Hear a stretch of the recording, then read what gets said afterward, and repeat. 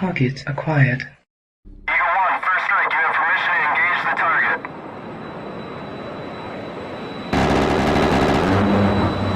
Warning: the following video contains explicit language which may be offensive to some viewers or inappropriate for children. The content within this video is intended for mature audiences only.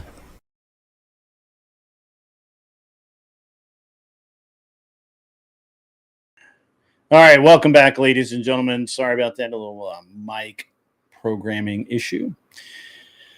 Apparently had an update that changed some of the settings, but that's okay. How is everyone? It's good to see everybody out there having a good time, doing good stuff, being good people. And, we're just, we're going to have some fun tonight. Maybe we'll do the debate stream. Maybe we will chill out and hang out and just go with the flow. We'll see how it works. All right, let's see who we got out here. It's been a restless evening. Smoking Spaceman is in the house. Agrillipus may or may not be in the house. He was here way early because I, for some dumbass reason, didn't check the time. And I know that what happens is when I make the stream, even though I set it for the last, I'll set it for the last stream settings, that it doesn't always do that, and it normally defaults to basically the it's like an hour before an hour after I make the where I program in the stream. So that's fine. It happens. So yes, Neighbor Dan, you were here early. I don't know if you're back. Neighbor Dan, good to see you if you are. Ashton Alwine may or may not be here. Those guys were all early. My bad. K2 Keep On Trucking is back in the house. 13 is here. We were talking comic books over there. It's pretty awesome. Smoking Spaceman is here. Inward is here. Shadow Buddha is here. I caught you were over on what's his name stream last night. I didn't stream yesterday at all. It was a holiday. I had to do a bunch of family stuff, and family stuff is what got done. But welcome, Shadow Buddha. I saw you over on NPC's stream. That was cool. Melanie Cosmofox, the Furby, is up in the house. Yeah, so you are actually here. I don't know if we're going to do the debate show tonight. I don't know. We'll see. Obviously, couldn't do it last night because I wasn't on. I didn't make an announcement or anything, so I don't know that we're going to have the moderators show up. I don't know what's going to go on. So we'll just kind of play it by ear, and we'll find out as people come in. No, not really low energy. Just I'm actually really, really chill, Mel. Kramer Cosmofox. That's funny. That's actually really funny. So, no, not low energy. Really had a great couple of days. Even with all of the peripheral stuff going on and that sort of thing. Finally heard back from Gia McCool. She may or may not be on in the near future. It really depends on her scheduling more than anything. She has to schedule everything out. She's really busy, and so we'll see how it goes. It's actually not gonna hurt my feelings one way or the other, but it would be cool to have her on for everyone. All right, what shall we talk about tonight? Actually, I'm just going to ramble for a little bit while we hopefully some more people wander on in. It is a holiday weekend, and I know a lot of people who were up very, very late last night. I'm one of them. I was up doing fireworks, and actually, I didn't do fireworks this year. The last few years, didn't do any fireworks. There's some going off right now down the road, but my neighborhood and around me, they put on a hell of a show. I didn't have to, I haven't had to buy fireworks in probably 3 years 4 years, because it's awesome. Like we just drove around on the golf cart and wandered around and just checked. We were checking out everybody else shooting off fireworks. It was actually really awesome. Yeah, I saw that. Some of the stuff. Yeah, I mean, I haven't watched the whole thing, Shadow Buddha. I didn't. I haven't seen it all. What I have seen, you guys are pretty close. I mean, it's hard to watch somebody else's stream and pick up on what's going on. Which is why I don't do very many reviews, right? Because it's not really my thing. But yeah, so. But it was a great 4th of July. I went out fishing yesterday morning before the boats got too bad. Caught a fish, brought it back. The wife's probably grilling it right now. I don't know.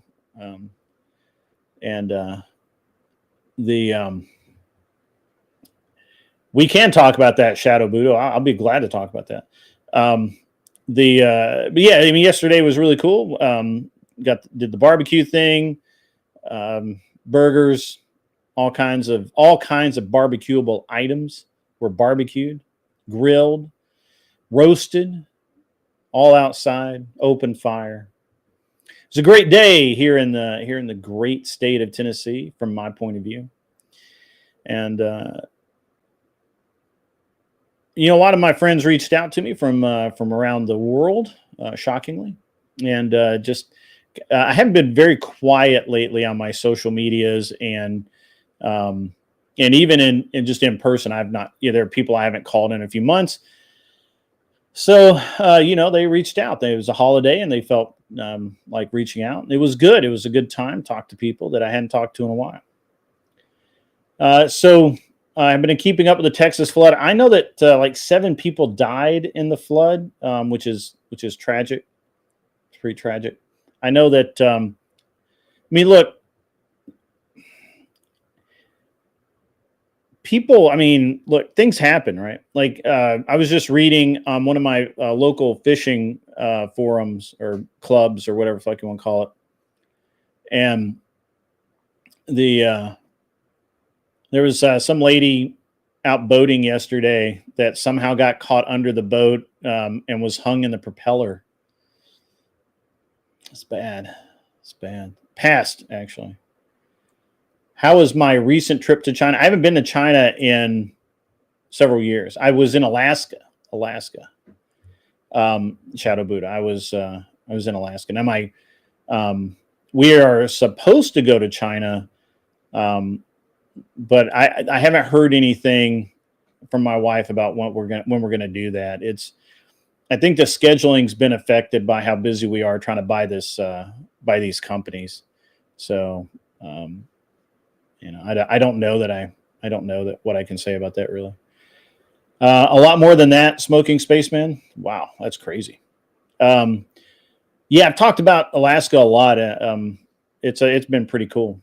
As far as the C5 Corvette being one of the best cars to learn to drive a manual in, yeah, actually it's not bad because it's incredibly hard to stall it. So you can get the feel for the clutch. And what it takes to drive a clutch car. It is, even, you can get it with the base motor and, the 5.3 or whatever. And it's a great car. It's a great car to learn how to drive a manual in. Yeah, I can agree with that. But it is expensive if you fuck up the transmission. What's up, Nate? How are you? Which Nate is this? So, yeah.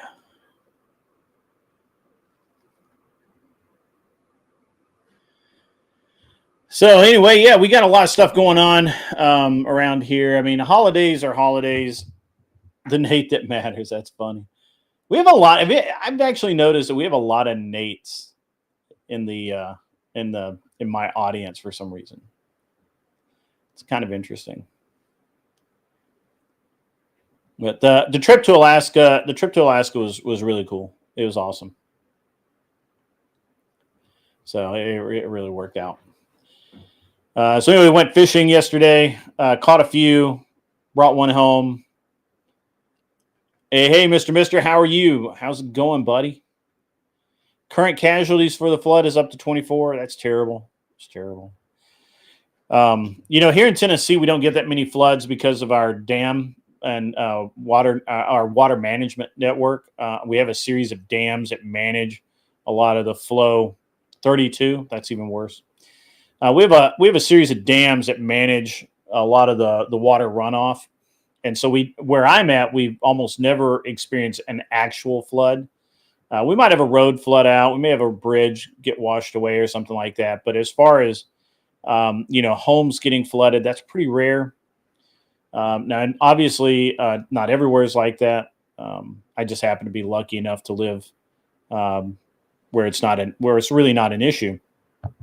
But I do have friends of mine that have lived in that area for a long time, actually, and they've been out there for a long, long time in Texas, in various parts of Texas, and they've lived. And I have one friend of mine who's gone through a couple of floods. He's since moved. Actually, he moved this year to take a job and somewhere else. But Texas is tough when it comes to floods. It's tough.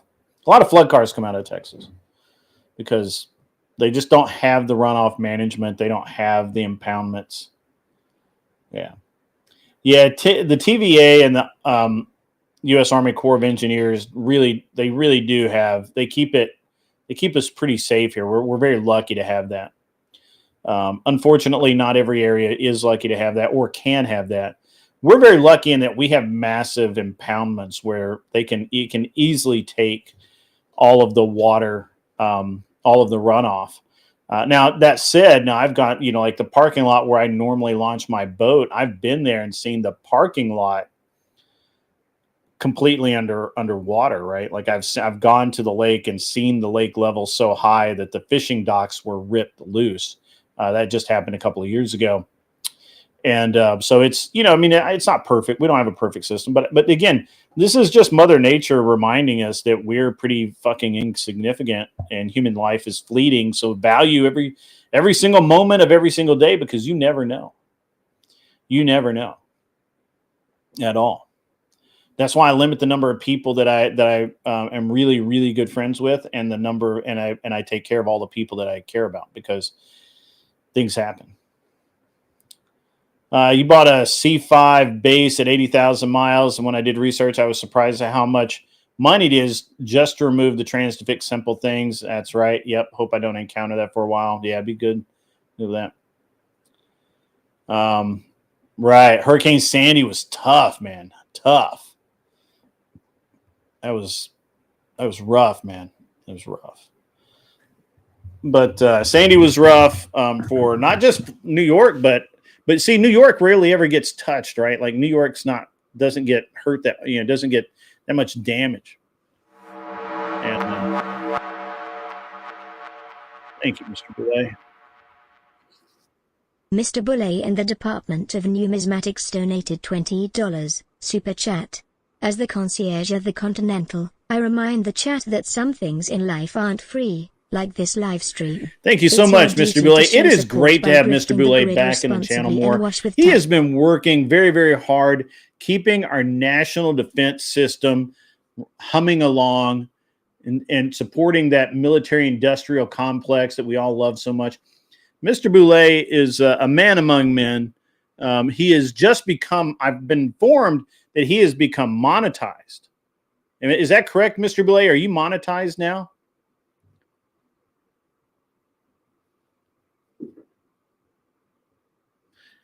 I get distracted with the fireworks going off. So, did Mr. Boulay, can you answer? Are you monetized? Also, welcome in everybody that's come in late, Mister. I see. Smoke. Oh, you're not monetized yet, Mister. All right. Well, so look, everyone, when you watch this, because we only have 17 people in here now, that's not enough. But I know later you guys are gonna watch this on playback. You have to watch Mr. Boulay. Got to get him monetized. He deserves it. His content's really good. It's about money and coinage and gold. which is something I think we all enjoy. We all like money, at least I do, and he's pretty interesting. Yeah, so 76 subs. 76 is nothing. Future dollars to the C6 Z06 Corvette fund. Ha, brother, I'm not 60 yet. I don't qualify for a Corvette just yet. Got to be a little older before I get in a vet. Also, I got to have at least one divorce, and I'm not going to get one, so I don't know if I'll ever actually qualify for a Corvette. I'm kidding. That's funny, though. Yeah, so we got to get Mr. Boulay 76 more subs. We got to get him some watch hours, so we got to get Mr. Boulay monetized. So let's not forget that, folks. He's a good guy, and his content's really good. I know that for a while he wasn't really producing a lot of content because, again, he had to, he's a part of that military-industrial complex, and we got to keep that humming away so that we can do bad things to bad people. But he's trying to be a creator. And that deserves respect. Not everybody can do that, and his content's good. So let's work on that, shall we? All right. So give Mr. Boulay some love, please. So, everybody support the Boulay man. That's what we need.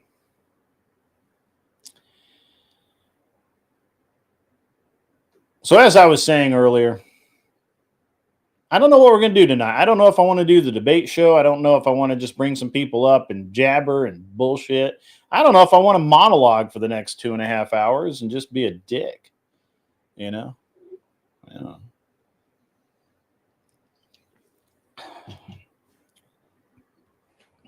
I'm open to input. I may not take it, but I'm open to it.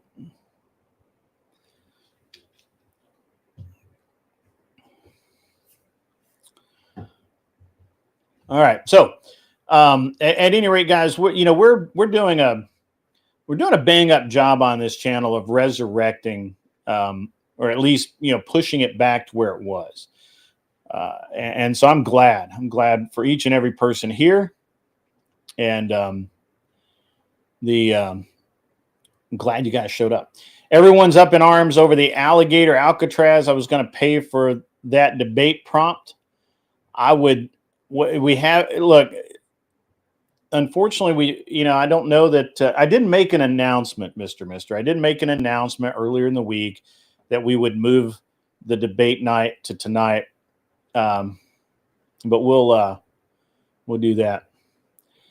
So I'm majoring in Southeastern Studies. I didn't major in Southeastern Studies. Shadow Buddha, just to clarify, I had a double major in psychology and criminal justice. I minored in philosophy with an emphasis on Asian thought. That's not THOT. That word didn't exist back when I was in college. It was Asian thought, literally meaning, Confucius, a bunch of Asian, and not just Chinese, Japanese, and Korean, but Indian. There's a bunch of it. Read a lot of Gandhi. Gandhi's an interesting dude. I wish I could remember more of it, but I really studied Gandhi just enough to pass my examinations, which were more written interpretations of specific passages. I wish I kind of read more of it. Maybe I should one day. Gandhi was actually an interesting. He was weird. He's a weird dude, but he was interesting. But anyway, so I've ever thought of doing debates on Eastern religion or politics in the panelverse debate sphere, or would it be difficult to find people? No, I think there's actually a lot of people who are, if not directly influenced by the East, by the Far East and the Asian lore, Asian concepts. If they're not at least influenced by them, they pick and choose. My biggest problem with people who the people in the West, and specifically in the United States of America, who look into these things, is it's a very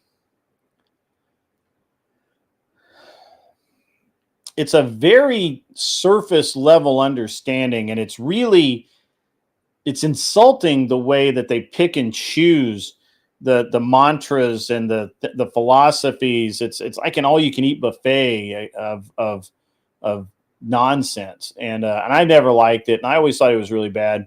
And I think that's one of the reasons why, even though I did a lot with Japanese cars and Japanese tuning, and I talked to a bunch of Japanese people, more than probably most. Even though all of that is true, I never really what's the word I'm looking for here? I never really agreed with a lot of the Western interpretations of that. Because it's all very surface level and a la carte. And I think that's something that is honestly, it seems uniquely American, right? We as a nation, we take a little bit of this, we take a little bit of that. We kind of, we're all over the place. And what we end up with is not necessarily a melting pot, Ryan Lopez, but it's more like an all you can eat buffet, and we're just picking the things we like. So it's really bad. There are guys out there that'll quote Art of War but not understand any of the things they say. Yeah, too many cooks spoil the broth, right? Yeah, something like that. It's more like too many ingredients may not have the result that you want, right? Mr. says, I dated 2 Asian women's. They aren't too fond of American culture despite what they say. Yeah, I agree with that. And it's an interesting thing, because if you actually go and talk to so not in Japan anymore, but if you go to someone in Tokyo and you talk to them if you talk to a woman about relationships and stuff, surface level, because she doesn't know you, it's going to be very proper. It's going to be very what we would consider based, right?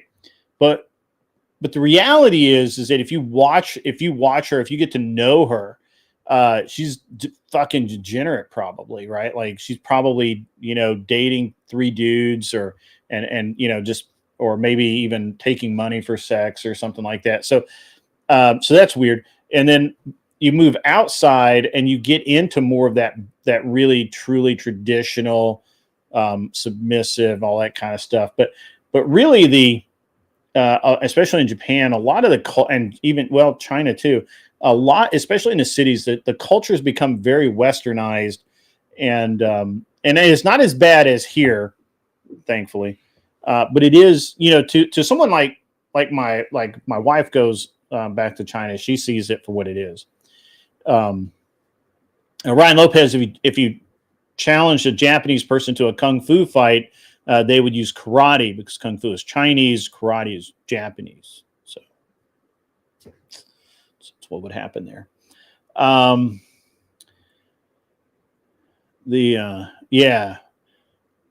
Shadow Boozer, it's like the agnostics or even atheists who say, well, I lean towards Buddhism, but I'm agnostic or atheist. Well, you can't be agnostic and be Buddhist. I mean, you have to be Buddhist. Like, you can't do anything. Which is all right. A la carte of religions has hot picking and excluding religion. Yeah, I mean, that seems to be the modern Western. That seems to be the modern Western default, is we just pick a la carte for everything, right? We like this. And you look at most people, the way they live lives. Well, I like Japanese sports cars, but I like Italian luxury cars, or Italian hypercars, and I like, Japanese women, but I want to date American, or I'll marry American, or whatever, whatever the fuck it is. And it's just the way Americans are. And I don't think there's anything wrong with it. I'm not saying that this is wrong. I'm simply acknowledging that this is the way it is, right? And it actually makes the blending of cultures in the U.S. is something I think that has made us one of the strongest nations. The problem is that it used to be that we could blend cultures, right? You could and let me use my personal experience or my personal viewpoint on this, right? Like I can blend American boxing with jiu-jitsu and some taekwondo and come up with and the Marines have done a wonderful job of that. You can blend these fighting styles to come up with something that's different, that really becomes more efficient, cleaner, and more dangerous. Americans are really good at that. And that's great, right? Because that's one aspect of it.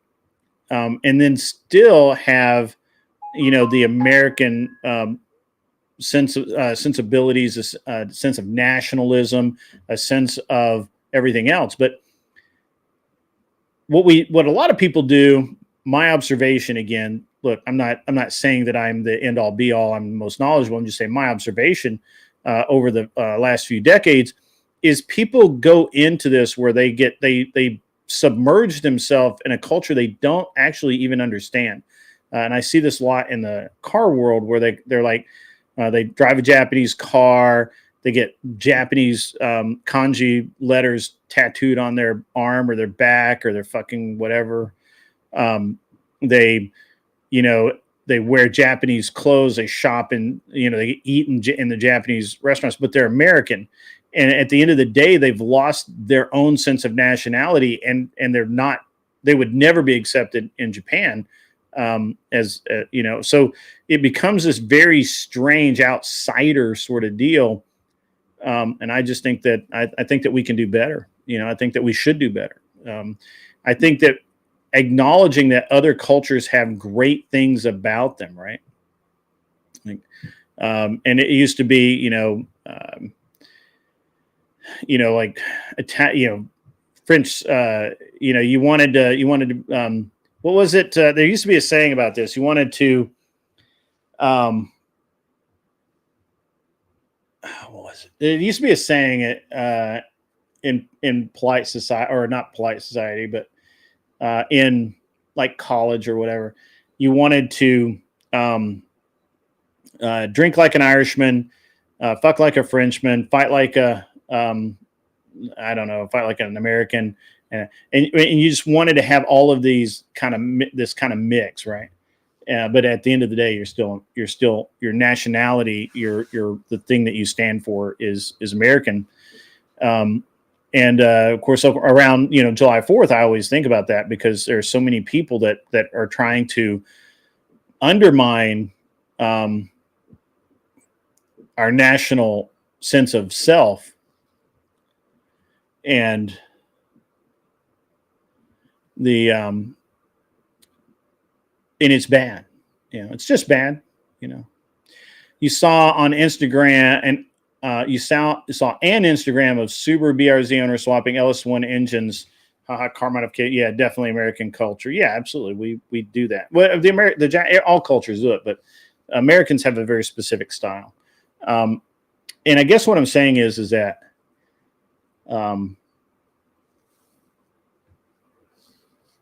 we need a better sense of nationality and a better understanding of what the actual politics, policies, and the way things work really are. And I don't think we have that right now. I really don't. I think it's getting closer. The interesting thing is that I think that a lot of people in my generation don't actually have any idea about politics. Gen X, a lot of Gen Xers, no idea about politics. Never cared. Just don't care. The ones that do really know it, but the ones that don't care at all. And then later, they don't really care. What's up, Glenn Lawrence Presents? I'll throw you a link, my man.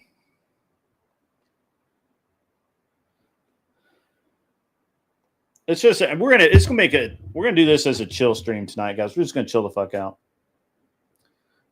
Crack them open if you're one of those people. Your military parades, man, they just get me going. Like, I gotta be honest. I'm once I'm in that that sort of I gotta do some stuff here for a second, guys. Sorry, just give me just give me a couple of minutes. All right, Glenn, you've got a link, man, and then I'm gonna put this in the mod chat. I didn't do that earlier. I've been busy.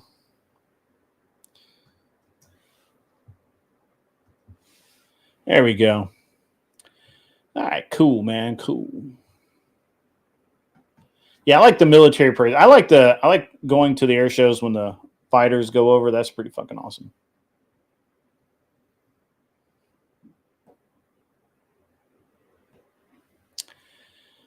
So this is an interesting point, and actually, I made this point the other day. I didn't make it very well, and I've been thinking of a better way to make this point. But you're saying, you're not an expert on this, but do I think, or Glenn think, he's not up here yet. We'll see what he says. If the hundreds of Christian denominations ties back to what you said about American a la carte decisions, yeah, to some degree, I think so. I think that a lot of the newer like offshoots, these non-denominationals, to me, they're just churches that don't want to follow church rules, and so they just kind of go out and make their own rules. And also, I think it's a lot of people who who are ordained and can't. Also, I think there's some political motivations there. But the interesting thing is that I don't have a problem with there being multiple versions of Christianity. My actual problem is with Christians calling other Christians calling other Christians not Christians because they don't follow their brand of faith, right? And here's the thing. And somebody asked me the other day, what is sin? What's the etymology of the word sin? It comes from a word, a Greek word, chairman of the board. I can't be Anson. Hello? Hello? Hello?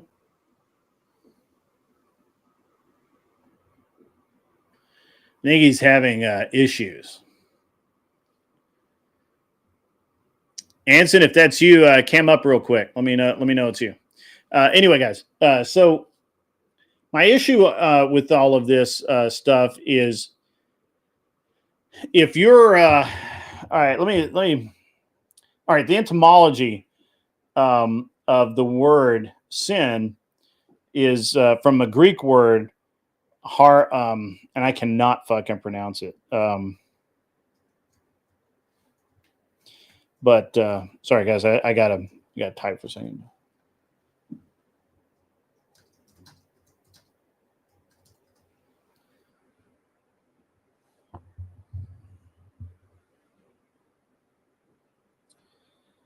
So, it basically comes from the Hebrew and Greek words for missing your mark, right? So God sets the mark here, you hit here, you missed a mark. So it's an interesting thing to me that other churches choose to call out other churches for missing the mark when we don't know.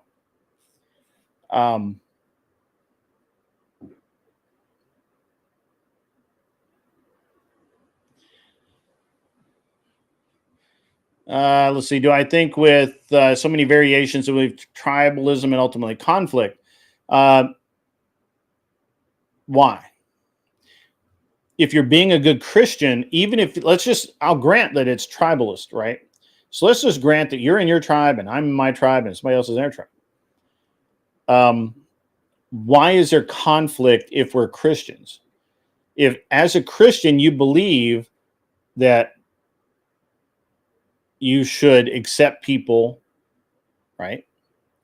You should witness to people, all of these things. Where is the conflict? Why should there be conflict? If you're being a Christian, you may not like it. Your church might view yourselves as better or worse, which, by the way, viewing yourself as better or worse is, well, viewing yourself as better than someone else misses the mark. We're to be humble. So it's an interesting thing. Yeah, harmatia. That's a word I can't pronounce. Whatever. Yeah. Hamartia. There we go. Because some doctrine makes you non-Christian. I don't believe that. I can't find anywhere in. So this is actually, I do have a problem with evangelicals, but that's a separate. But it's not a problem with their religion. It's a problem with their conduct. My problem with I guess my problem with some of it is more conduct than what they believe. What they believe is irrelevant to me. Yeah. So are you doing heathen things? I think that's a good question. Is someone in a church, are they offering up goats for sacrifice? Glenn popped in and or not, he didn't pop in here. He popped into the chat. I told him I'd send him a link and he ran away. Where'd he go? But yeah, so if there's, I don't know that there's a doctrine even in Catholicism or Orthodox that. What's up, Anson Knowles? Your stuff's it's kind of working. What's you up? Right? Yeah, man. How you doing? I'm good, man. I'm good. We're talking about. We're talking about. Apparently, we're going to talk a little bit about religion tonight. Look, we have seen Orthos and Catholics debate Protestants since the beginning of time, but at the end of the day, we're all Christians, right? Unless you're denying the divinity of Christ, if you don't believe in the Holy Trinity, I don't know how you could say you're a Christian at that point, right? But you could be a Unitarian Christian and deny the Trinity. I don't know enough about it because I don't care enough. Yeah. Yeah, the church that what is that? The Unitarian Church here where I'm at, they're the ones that have all the like secular humanists and like the trans and the gays and all that. That's that church. It's the everything goes church. Kind of like what you were saying about the non-denominational, how they make up their churches because they don't want to follow church rules. Or they can't get ordained. Yeah. I have this whole theory about, because look, I've been watching this one church. It used to be a Church of Christ church. That church raised a bunch of money, invested wisely, all of that. And they built a new church. And the old church has been through several either renters or owners or whatever the fuck, I don't know. And the last one was this non-denominational, we accept all comers kind of, we accept everybody for who they are kind of churches. And it had this black dude with, I'm assuming his wife, arm around this white woman on the church billboard outside, like where it says, Fellowship Church, whatever. I forget what the name of it was, but just to say it said Fellowship Church, non-denominational, whatever. on the sign for the church. I wish I'd taken a picture of it. It was the cringiest fucking thing I'd ever seen. And that had nothing to do with church. Like, and I was like, you know what? That's ridiculous. And, the church is gone now. It's currently being remodeled into another church, which I'm hoping is something like, I don't know. I'd like to see where it is, there's a lot of Church of Christ and Baptist churches over there. So maybe, I don't know, maybe a good Methodist, maybe Presbyterian. I don't know. Yeah, I don't know. All you people are the same from my perspective. So they kind of all. I mean, that is actually my point. They're all kind of the same, right? Yeah, I mean, at least all the Protestants are, because they all exist because they didn't want to follow the church rules, like right down to the first Protestant church. So, yeah, it's in their name. Yeah. Well, those Presbyterians and Episcopalians and Lutherans. It was the Lutherans I thought that were the real rebels. Yeah. I don't know. Because they believe Lutheran church. It was weird. Yeah, I've been to a Lutheran service. It's a lot like the Catholic service. It is. It's a little weird to me. Yeah. The Methodist as well, right? Well, okay, so there's a lot of Methodists around here too. I mean, we're not that far away from each other, Grib. We got one huge. I mean, and the thing I like about the Methodist churches is they do the Boy Scouts, right? They spend a lot of their money helping people. The Methodist church that my son's troop works out of, they have their own disaster response team. And I mean like 4 or 5 trucks, couple of vans, trailers, bobcats, like earth moving equipment. They have an entire storehouse full of water and clothes of all kinds. And they have a furniture building party once a year for the, I am a Southern Baptist, Kronos. They have they do a lot of good in the community. I've never been to a Methodist service though, but it seems very ornate. Seems very ornate to me.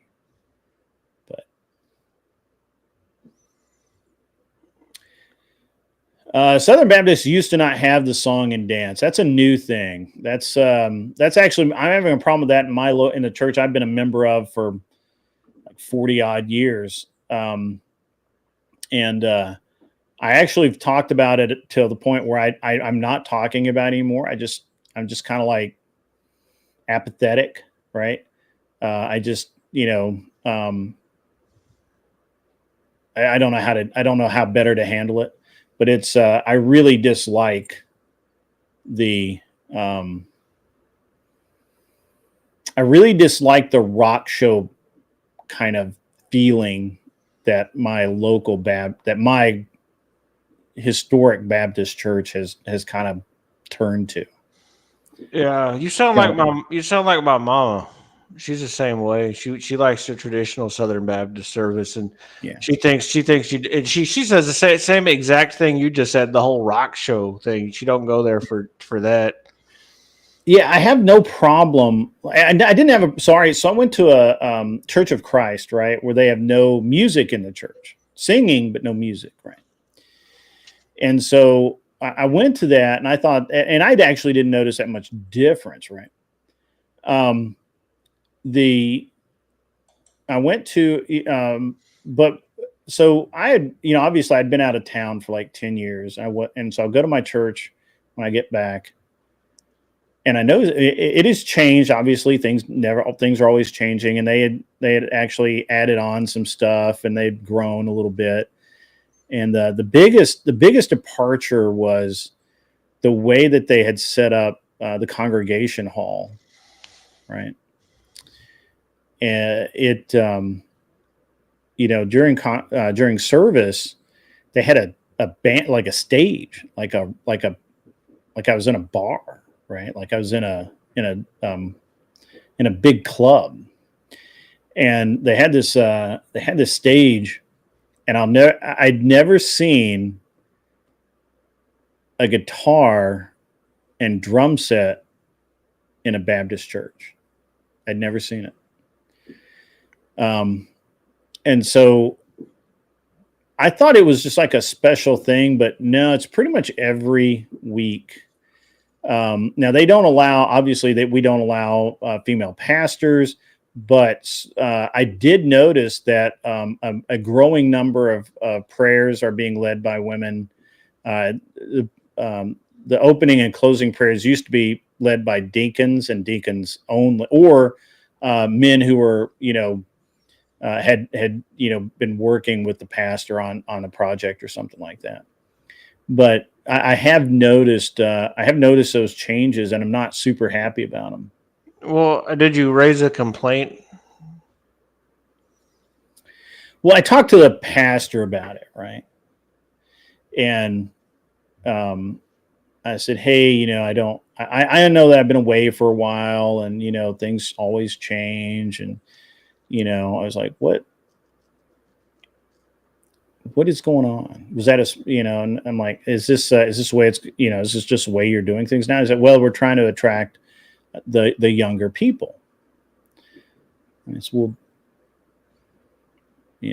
I accept that that's what they're trying to do. I don't agree with the way they're trying to do it. They don't really have a leg to stand on, right? I've been away from the church, from that church. I was in Colorado for over 10 years.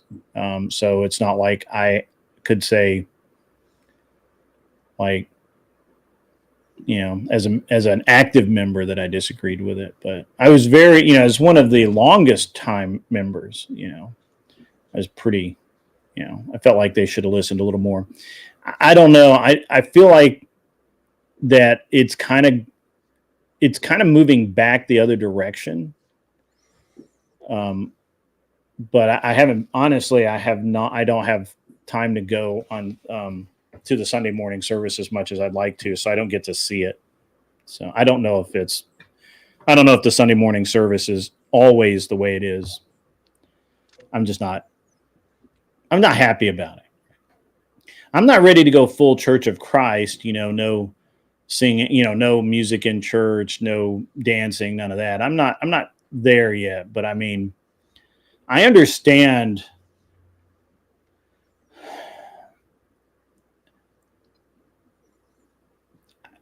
That to me, it conveys a lack of reverence. Does that make sense? Well, yeah, it does. So I've been to a whole mess of different kinds of churches, Grid. Most of them as an atheist. And the church that I felt embodied the thing that you're talking about the most, the reverence thing, was the Orthodox Church. Like it is like the thing that, like, they basically make it the centerpiece of their service. Like even in the good Baptist services, it's still about the personality of the preacher in a lot of ways, and they remove that from even the service in the Orthodox. There's not any individualism whatsoever. It's beautiful. Yeah. I don't. So how do I feel about Orthodox churches? I have no feeling, because I've never been to one. I have no interest in going to one. I don't necessarily agree with all of the tenets of Orthodoxy. I don't believe that even if one man hands off knowledge to somebody else after training for years, I don't believe that the true word has passed the same unaltered between them. I think that the idea of that logic is exceedingly flawed, and to stand on such logic and not without admitting that it's flawed is bad. So I don't feel any specific way about Orthodoxy. They're Christians. I like them. They're cool people, but I don't have any interest in becoming a member of those flocks. And they attract the young people to their service. Yeah, I think they are more and more. What's up, lower class? How are you, sir? Ladies and gentlemen, if anybody would like to be part of the show tonight, it is a chill stream. I was going to do the debate thing, but whatever. We'll do it Friday. Jump over in the Discord, go to the waiting room and say, hey, I'd like a link. And hopefully a mod is watching. They'll give you a link and you can come on up. If for some reason I don't like you, then I'm not bringing you up. But I like most people, so more than likely you're going to get in the show. It is a chill stream, so we're just not really talking about anything specifically. But it's just where I'm at. And actually, Anson, I think the largest number of young people are going to non-denominational churches because young people today can't make fucking decisions. It's just like they're independent. They call themselves independent voters. They call themselves libertarians when what they really mean is I can't make a fucking decision, and I just don't want to call myself Republican. I just don't want to call myself Democrat. All of these things that young people do are the same thing they always do. At the end of the day, there's no, just pick just pick something to stick with it. I would be happy. Can I join the Grid Does Song and Dance Church of the Screaming Southern Baptists? And does Glenn act as secondary? I'm not really sure what that is, but I don't do song and dance. By the way, thanks for the $5, man. I really appreciate that. I really don't like the song and dance. I mean, I actually like to sing the hymns. The hymns are meaningful to me. Yeah, you're just like my mama. So you say the same. She was raised Southern Baptist too. So yeah, the hymns are meaningful to me, not because I get any particular joy out of the words. It's just the feeling of it all. Yeah. I don't know what that's like. No, like I've heard a lot of people talk about that, like family members and people that I've gone to church with, and I've never had that feeling. So it's actually interesting. I don't know exactly what it is that you're talking about. The feeling of like is it a connection with past memories that you have, or is it like a connection with like the community of the people in the room you're in, or what is the feeling?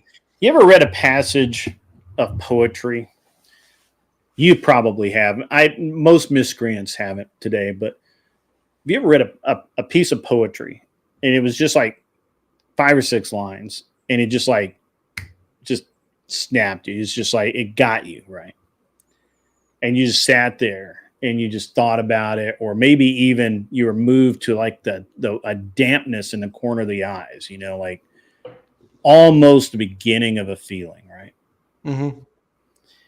For me, when I'm in church and I'm here and I'm singing the hymns and I'm listening to the hymns being sung by other people, to me there's a part of that. Now it's probably because some of my earliest memories go back to being in the pew singing those hymns. So if you hadn't have been there, you wouldn't have those feelings. Yeah, if I hadn't grown up that way, I may not have. I can't say that. I can't say definitive one way or the other, but I'm saying it could be such, right, that in my lizard brain, in the deepest, darkest depths of gray matter, that long ago, before, without even realizing it, that those hymns being sung have an effect. So, I don't know. The Alex Kirsch project dropped by. Interesting. Yeah. You're supposed to be baiting, Grid. That's why I'm here. I'm supposed to judge. Yeah, no. I didn't. I said I didn't know if I would or not. Am I on mushrooms? No. I don't do drugs. I'm doing well, Alex Kirsch. I'm doing very well.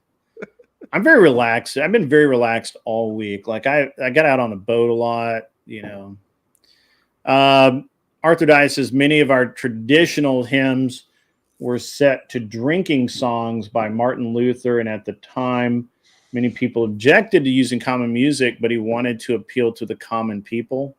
Okay. I don't. They were very different from the songs of the Catholic Mass. I wouldn't know. I've never been to a Catholic Mass. Oh, those are fun, Grid. Yeah? Yeah. I haven't been to one. A lot of kneeling and standing and sitting and kneeling and standing and sitting and yeah. Kirsch, I've been out on the lake. I go out during the summer. Anytime it's not freezing fucking cold outside, and even sometimes it is. If I have my boat together, I will, because I sometimes do maintenance and stuff on it. But I like to I'll hit the water a lot, and like right now, this time of year, I'm out on the water about 4 a.m., 4:30 a.m., something like that. I stay out until about 9 o'clock, 10 o'clock in the morning. And it's just, I see the sun come up. It's just a wonderful thing for me. Like, it's super cool. And so the lake is, there's the ramp to my closest lake is like 20 minutes from my driveway.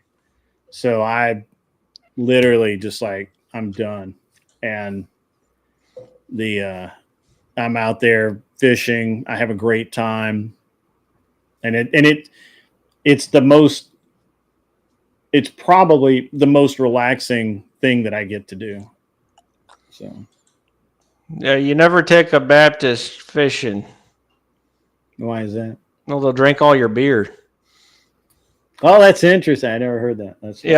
They don't buy beer themselves because they don't drink. Yeah, my grandfather drank, but he would. So, and I find this interesting. I know. I actually, thinking back on it, I know a lot of people of that generation who did the same thing. That where they would, my grandfather would drink one beer a day after dinner. He would sit down after dinner. He'd put on whatever the show is on. He'd have one beer. Yeah, one. I never saw him touch hard alcohol ever, my whole life. Not one time. And my grandmother never drank, not even beer. Yeah. Yeah. Yeah, my mom is the same way. She don't drink at all. Yeah, I don't drink Arthur Dice at all. Never have. So. Yeah, I bet you old Kissy Cat's a Southern Baptist based on the things that she said and talked about herself. We should ask her what her religious persuasion is, because she's definitely more modest, and that's a Southern Baptist kind of thing. Yeah, and I grew up in that modest area too, or the modest, not area, but also area, but also during that like time period, right? Era, yeah. I guess you would say, yeah. There's still some of them, like old Nala, preacher's daughter. She's modest. Does not really compute. How have you been, Anson? You been okay? Yeah, man, I've been great. I've been, staying off your channel. That was weird. Well, yeah, this is actually, I haven't been in any chats. I deleted all of my social media. This is actually the first internet thing I've done since last, I don't know. This time last week? Yeah, this time last week, yeah. It's interesting because I woke up after you and I had talked and I rated you and I'm like, all right, I'm going to bed. I woke up to the Raging Tomato asking me what happened to Anson. And I'm like barely awake. I'm like, what do you mean? And she's like, his channel's nuked. What did he do? And I'm like, fuck if I know. And so now I started actually thinking, well, Michelle was going to be on there, and there's some other people, and maybe things got out of control. Maybe Imperius did some things. Maybe you made some poor decision making in who you allowed up or something. And I thought, man, I wonder if his channel got nuked. But then I went and looked, and it wasn't just like one stream. It was like your entire channel was gone, and then everybody was like, What happened to Anson? I'm like, I don't know. Yeah. I just decided that I didn't want to have any social media anymore. I feel that way sometimes. I'm so inactive on social media now that I might as well not have it. Yeah. And I have people I actually, like my mom actually is like, you haven't said anything on your Facebook in over a month. And I'm like, I never go there. Like, why would I do that? I mean, like, I don't do anything on Facebook, you know? And then, you know, I barely post. I don't think I ever post on Instagram. I barely post on Facebook, like once every 3 or 4 months. I don't use X. Really, the only social media I use is YouTube. Yep. And that's it. Yeah. Well, I got banned from YouTube actually. Shortly after.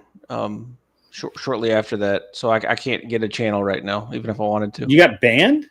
Yeah. What? Well, there was one thing that I did this past week on YouTube. I started up a new channel and did some stuff in one of the chats and pissed off the content creator. And for some reason, whatever happened in that exchange caused YouTube to ban me. Wow. So, yeah. Well, who was the content creator? It was you. Really? Yeah, I was. Are we not men? Just another Canadian. I just blocked you. I just kicked you. Well, whatever happened after that, it caused my channel to get nuked, like that one, and I can't make a new one. So, I think it was because I just made it, and it looked like a troll account. It did, yeah. Well, it was just a troll account. Yeah, I just timed you out for like 860 minutes or something. But I had fun with you. Yeah. It's dangerous to poke the wrong button. I know, yeah. Yeah. I agree with Raging Patriot. I don't believe I have no idea why anybody would get drunk on the water. Like, I just don't, and I see it all the time. And actually, again, I was opening a show. You guys probably weren't here to hear it, but you know, this weekend, it's July 4th, and already yesterday they had some lady, I'm assuming she's relatively young, it seems like she might have been thrown out of the boat and the boat ran over her, or she was swimming and some drunk person like engaged the prop or something. But anyway, she ended up stuck under the boat in the prop, under the inboard, it's a Bravo drive. So could have also been trying to get on board when the motor was running and got sucked into the prop because of the way the swim platforms work. Not really sure, but she did not make it. And apparently the man that she was with was trying to extract her from that situation. So I'm positive alcohol was involved. So I personally, of course, I don't drink at all, but I don't. I actually don't even allow people when I have people go out on the. I don't even go out on the boat with people if they bring alcohol. Like, I won't even take them. So. Yeah, it's like taking somebody to the shooting range who's got a 6-pack. You just don't do that. That's just stupid. Yeah. Alex Kirsch Project. I actually met a guy recently who he only drinks, and so far this is true. He says he only drinks water and vodka. He doesn't. I've not, as far as I know, he doesn't drink coffee. He doesn't drink energy drinks. He doesn't drink anything else. You see him. He drinks water all day long, and apparently, he'll have like 1 or 2 glasses of vodka here and there, out with dinner or whatever. But and I assume it's high end vodka. It's very interesting. I'd never heard that before. I was talking to this guy this weekend about that. So, Someone in Georgia had their multi-million-dollar lake boat go up in flames where 12 people had to jump into the lake system. It appears people have been killed at that spot in Georgia. Wow, that's true. That's crazy. Yeah, did you hear about all those kids at that camp in Texas that failed their swimming test for camp? I heard that seven kids passed because they drowned. Yeah, they failed their camp swim test.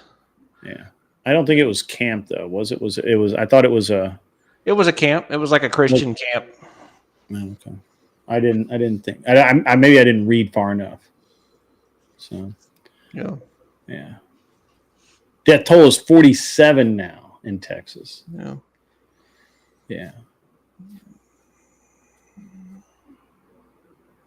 Yeah, I drink a lot of coffee myself, guys. Coffee is like the fourth food group. So. Yeah, I the only thing I drink is water and coffee. Really? You strike me as a soda person. I'll drink seltzer water. Really? Okay. Yeah. No, I had you peg solid as like some weird like A&W root beer or cream soda or some kind of like weird drink, like sugary drink like that. Yeah, I used to. I mean, that's what I grew up on. Okay. Moon pies and Coca-Cola. Yeah. Yep. Yeah. I don't like to drink things with sugar in it very much. Yeah.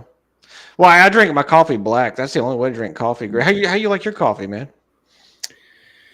Actual coffee, I like either it has to be black or it has to be fully loaded, cream, sugar, all of it.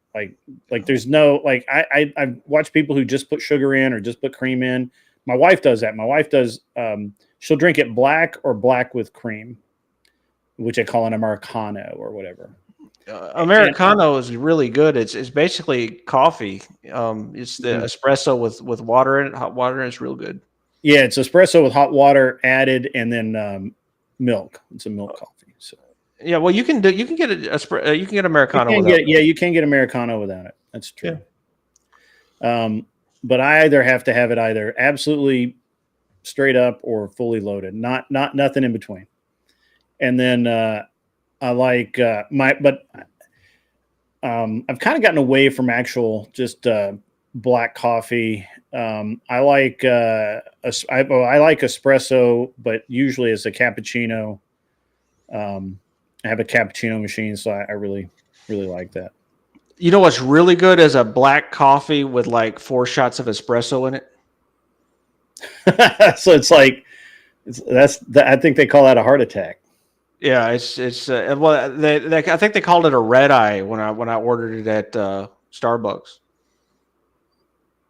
Okay, all right. It'll give you heart palpitations. It's a lot of fun. Yeah, Mike Ball said that's called a red eye. So apparently that's right. Yeah, you don't have to deal with them. I mean, mods do mod stuff, man. I don't care.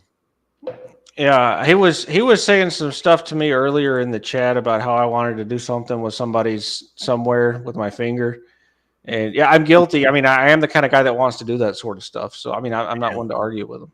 And yeah, I don't know why I like the cappuccinos so much. I used to not really like it, but I'd say when I bought the espresso machine and I learned how to make espresso, and then got into the milk coffees, I like them. I like it a lot better now. So,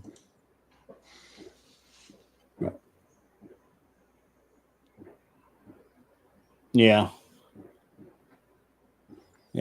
I can't have that much sugar in my coffee either. I really don't need it. Like I don't need it like syrup. Talking about coffee is making me want to go brew some. Grib, what are you doing to me, man? I'm sitting here on the stream with you. I can't go brew coffee.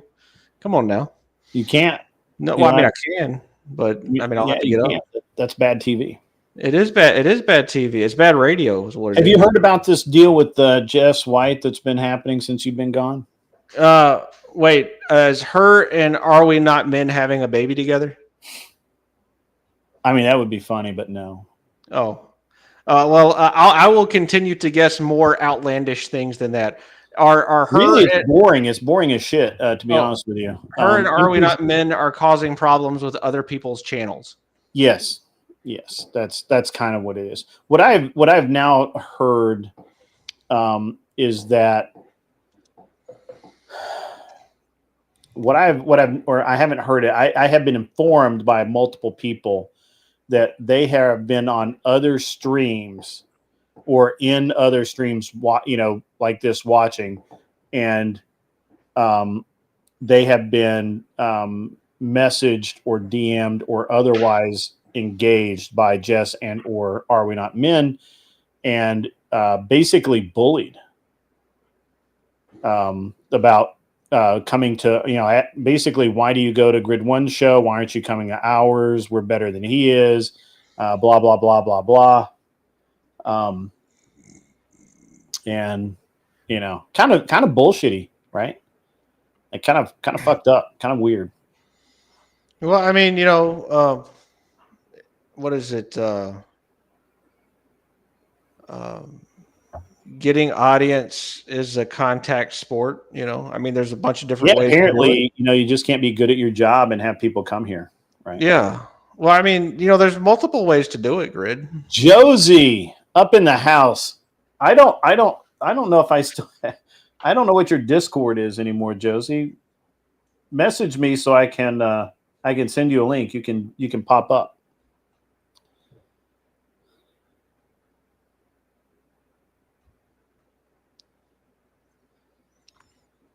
Well, yeah, it's been real nice being totally disconnected and not having a YouTube.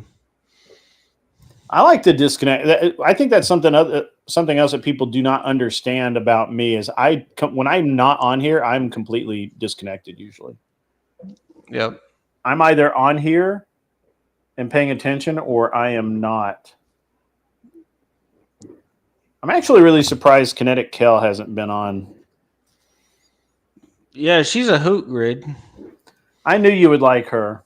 Yeah, just she's the thing about her that I like the most is that I can't tell who she is, what she stands for, or if she even believes anything that she said at any point in time. That's the perfect thing, right? Yeah, it's magical, and she had me fooled. I mean, I'm impressed when I get fooled. So yeah, Josie, I sent you a link if you'd like to jump up.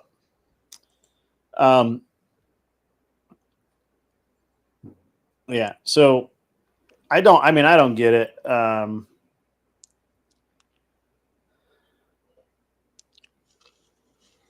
Yeah, Silvar, you're right. Yeah, Anson knows why Andrew has a wife. Bring me coffee, woman. Yeah, you're damn right.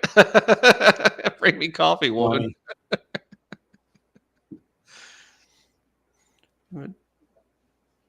I got to teach my daughter how to make me coffee.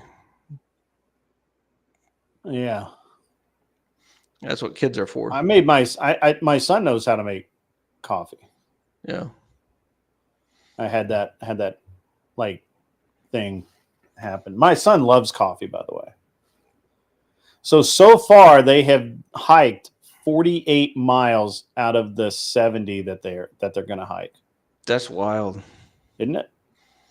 They only did like 2 miles yesterday. So. Think of the sense of accomplishment that your son will receive after all of that pain, because there's something that people don't realize nowadays is that the only way that you'll accomplish something and succeed at anything is if you have a very long period of pain. Yeah. And that's really good for a kid to learn. It's not just the pain, it's that he set out to do something and he's going to do it. Yeah. Right. Like this is one of the things I find that most people, and look, no offense to my audience here, but there's a lot of people on YouTube that have no idea of how just setting a target, setting a goal and fucking hitting it, just making it happen, And one of the things and my son's the same way. My son is really, we've struggled with years because I'm very goal oriented. I set a target, I either hit it or I figure out why I didn't hit it, and we move, and I move forward again, right? And so many people in the world today have no fucking clue how to set a goal. They have no idea how to how to figure out why they missed the target, right? And I'm really trying to impart that into my son, and trying to impart that into a teenager. Look, I understand that you think their heads are, or a lot of people think that their brains are little bowls of mush that are very easily malleable and all of that, but they're really not, right? Like it's literally like a whole handful of squirrels, and you just don't know which way those little fuckers are going to dart, right? Like over there, and then over there, and then over there, and then over there, and all that kind of shit. So yeah, that's true, Clover Tech. If he misses his target, is because my optic obviously got knocked out of zero. That's true. But you know, we've been trying, and I'm hoping like this might be the over the top thing, right? This might be the thing that finally pulls it together. Because I've been trying for the last year to get him to where he sets a goal, he either hits the goal or he figures out why, and then sets a more realistic goal. I'm trying so hard, man. It's like, it's hard.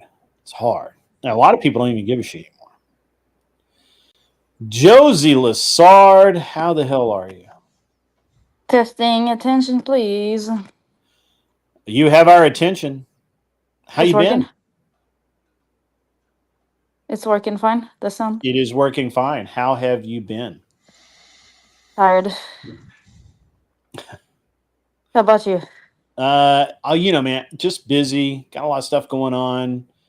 Trying to pull the channel back up by its bootstraps. So yeah. I mean, seems to be doing good. Sorry?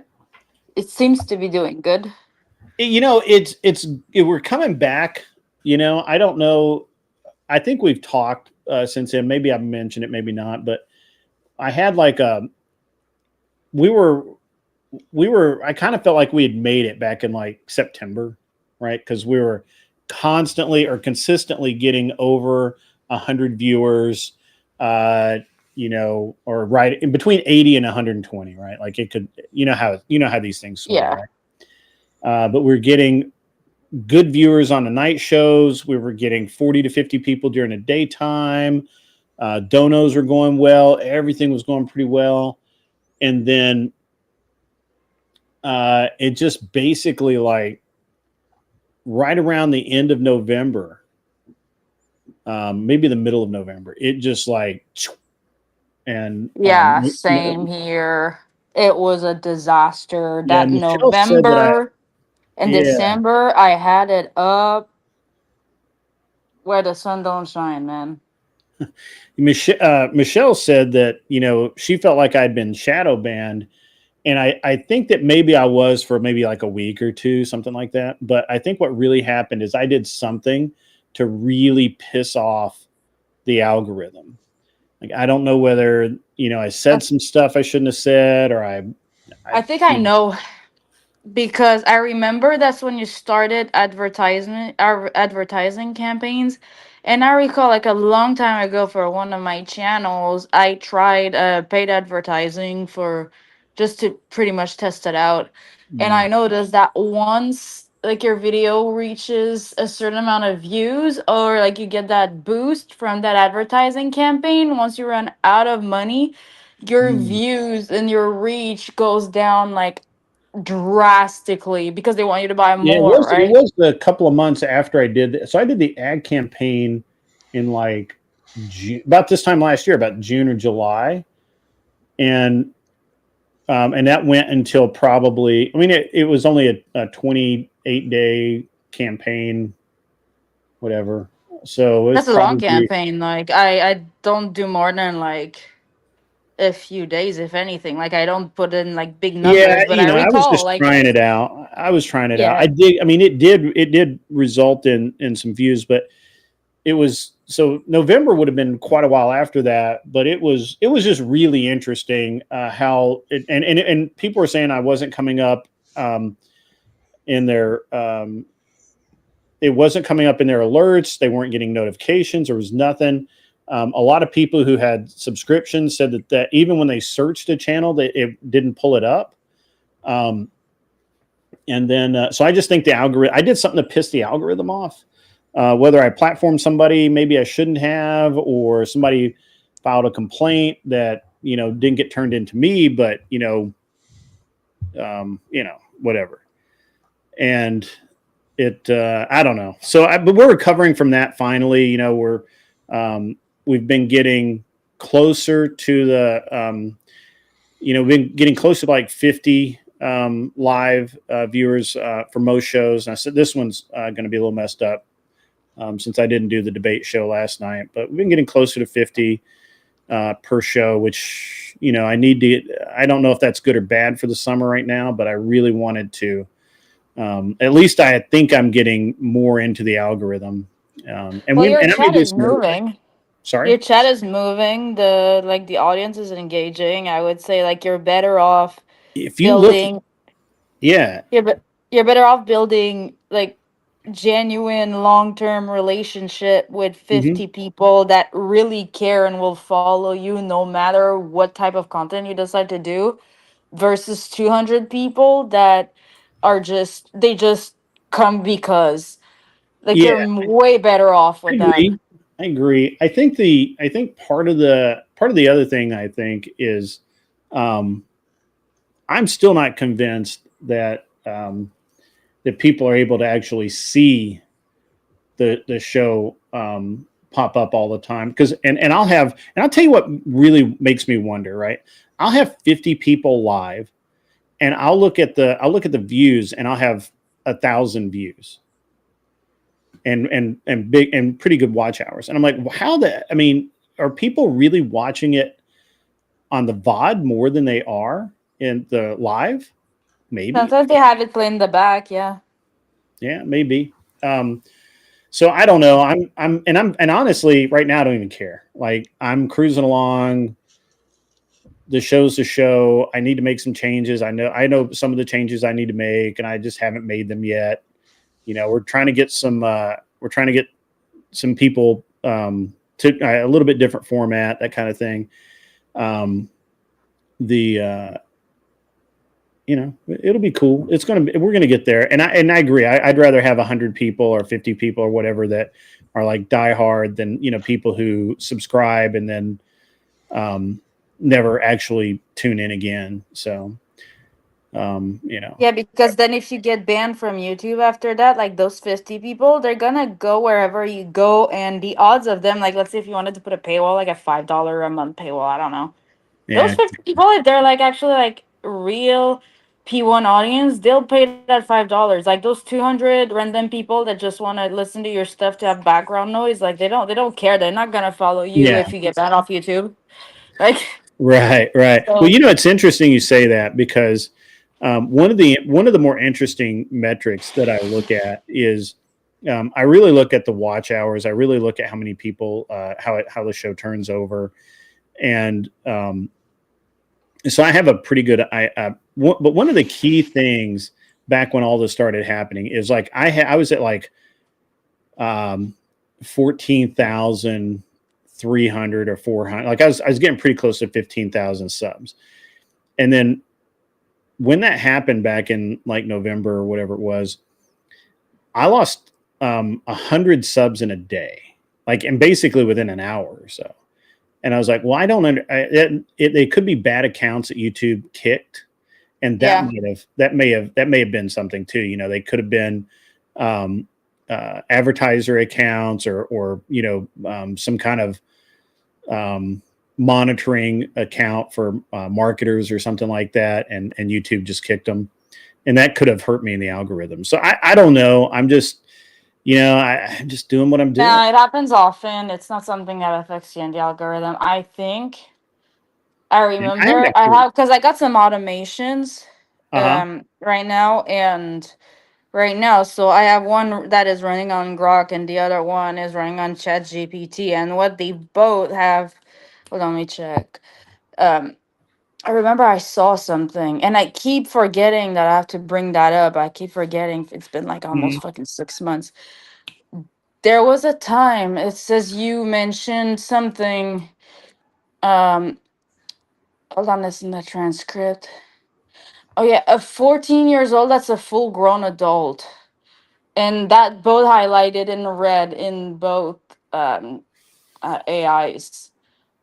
And I'm running the most recent API, but I can run it if I run it with the API version from November 2024, it still highlights. So I Mhm. think that's what you might have going on. And from what I know about the YouTube algorithm, that's something that regardless of who owns it, that's a big no-no. Yeah. So when I checked my social blade back before the dip, it was I was a like a B minus. Now I'm like a Social Blade's kind of C, trash. huh? Social Blade's kind of trash. Like It is kind of it's trash. Now I'm like a C minus. I don't know what's up. Mr. Hard Game, I see you out there. I really appreciate your earlier comment of that I'm already a legend. Yeah, I mean I am a legend, but that's I'd like to be more of a legend on the tubes. Have you seen my debate show, Josie? a little bit, yeah. What do you think? A little too much noise for an audiophile, high functioning autistic like myself. But Mm, again, I'm sensitive to when people start screaming over each other. I'm the person who tunes out. There's a bit too much of that. Some people live for it, so I don't want to speak for really? everybody. I don't. Yeah. I try and really not have anybody scream over each other here. Or sometimes sometimes there's like a big um repetitive pattern, or some people like Sure. just their audio is That's just off. There's a yeah. lot of people that their audio is off, like Yeah. dog shit. I'm in. And I When I moderate this show or the debate show, I'll step in and say, "Hey, you guys can't." I mean, I allow a little bit of talking over, just because that's just part of the game. But um, but other than that, I don't allow people to yell over at each other and go. And actually, I thought we've had really good. Um,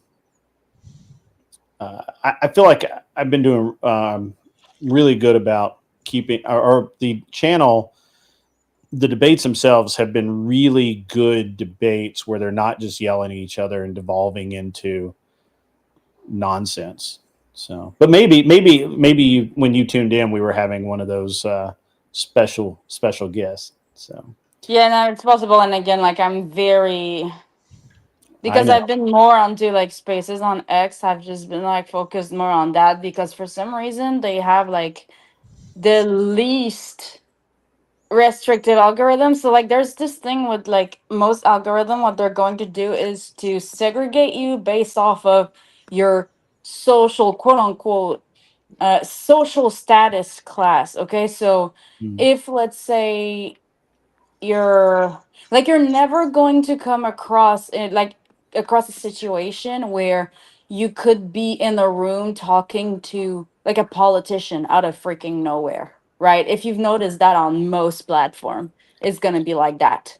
Like they mm, don't want the higher status people to mix up with the lower status. It's bad for business on all sides. But the thing with Twitter Spaces is that they never actually worked on improving it. It was been a beta project. Elon doesn't really do much with it, so there's still a lot of glitches. But you can be brought on a panel with Grant Cardone, George Santos, and like politicians out of freaking nowhere, and it's great as hell for networking. I've yeah, met people on there, follow backs, everything, good long, even phone conversations with some of them, and I'm like, this is a gold mine. I'm focusing on this. I like this. yeah. I'm just not. I'm just. I mean, go on X occasionally. I'm just not there very often, so maybe I should. Yeah, but I do more back end stuff. So for me, that Yeah, I knew that. networking is everything. We were actually talking about that the other night. That you're really, really, really great at the back end stuff. Oh, thank you, appreciate that. Not Anson, seriously. Oh, Anton, you're What? bad. What? No. There's back end stuff is very important. Good job, Josie. Yeah. Oh, thank you.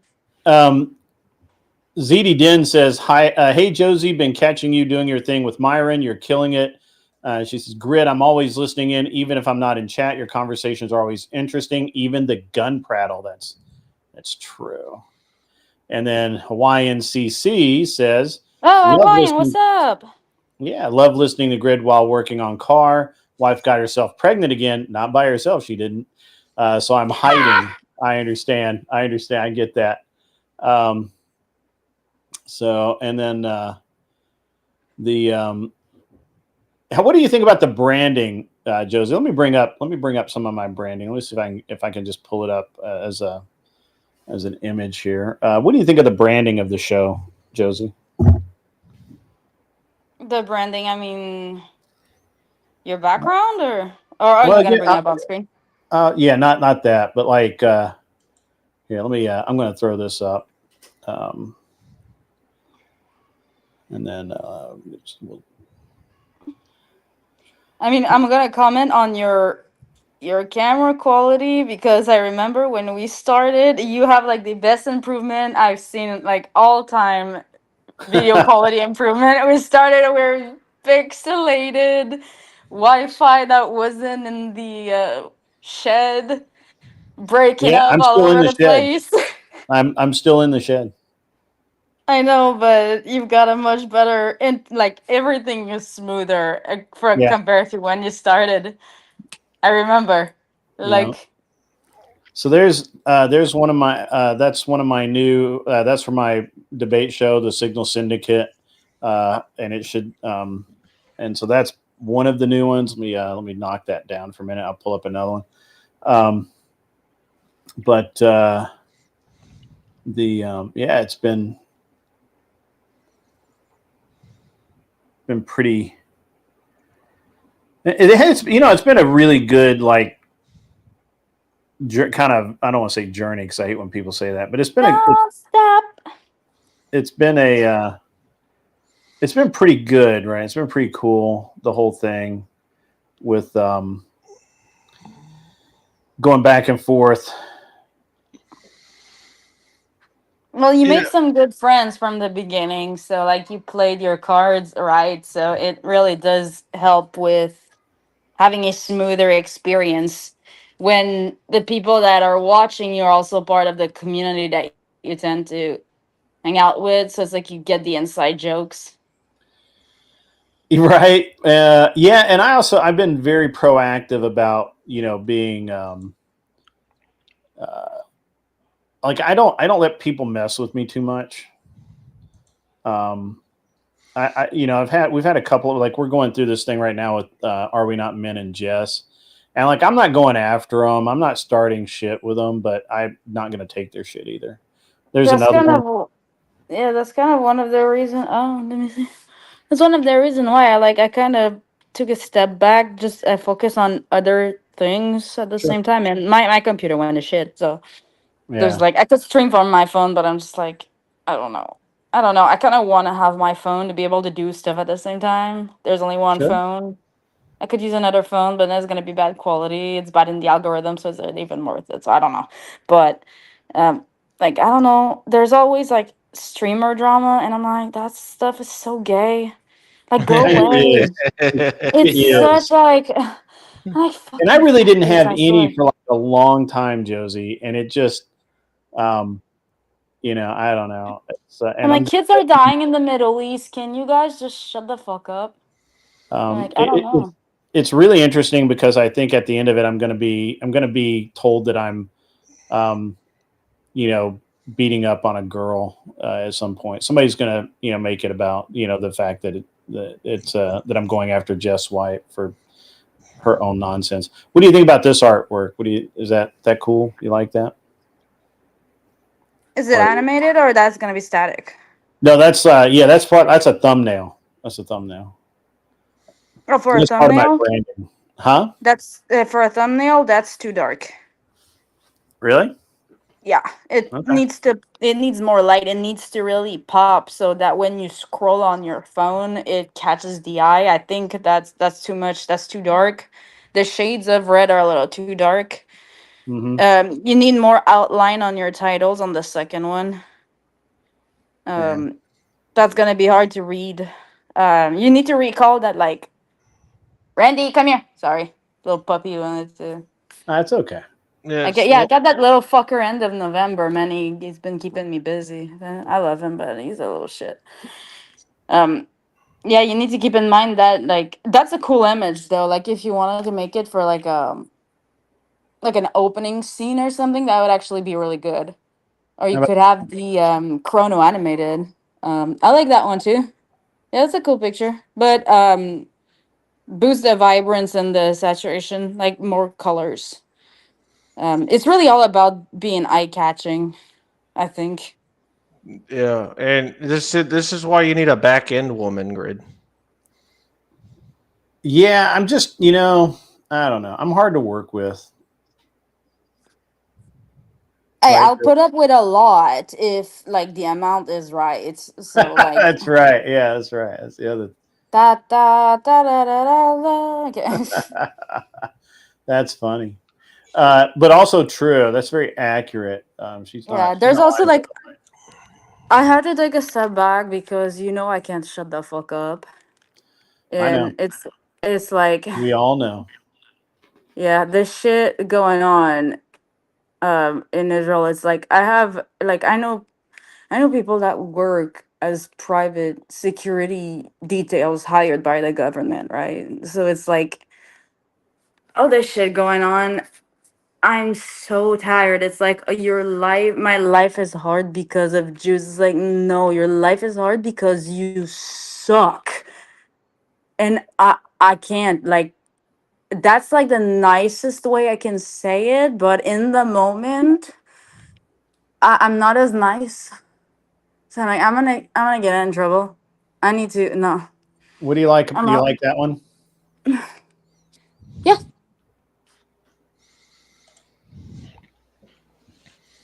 Yeah, that's cool. I think the thumbnail has to have a little bit more like of the actual people. That's what I noticed. They tend to do better. Yeah. Like you need to have like a little like over. It needs to be like a preview of what you're about to see.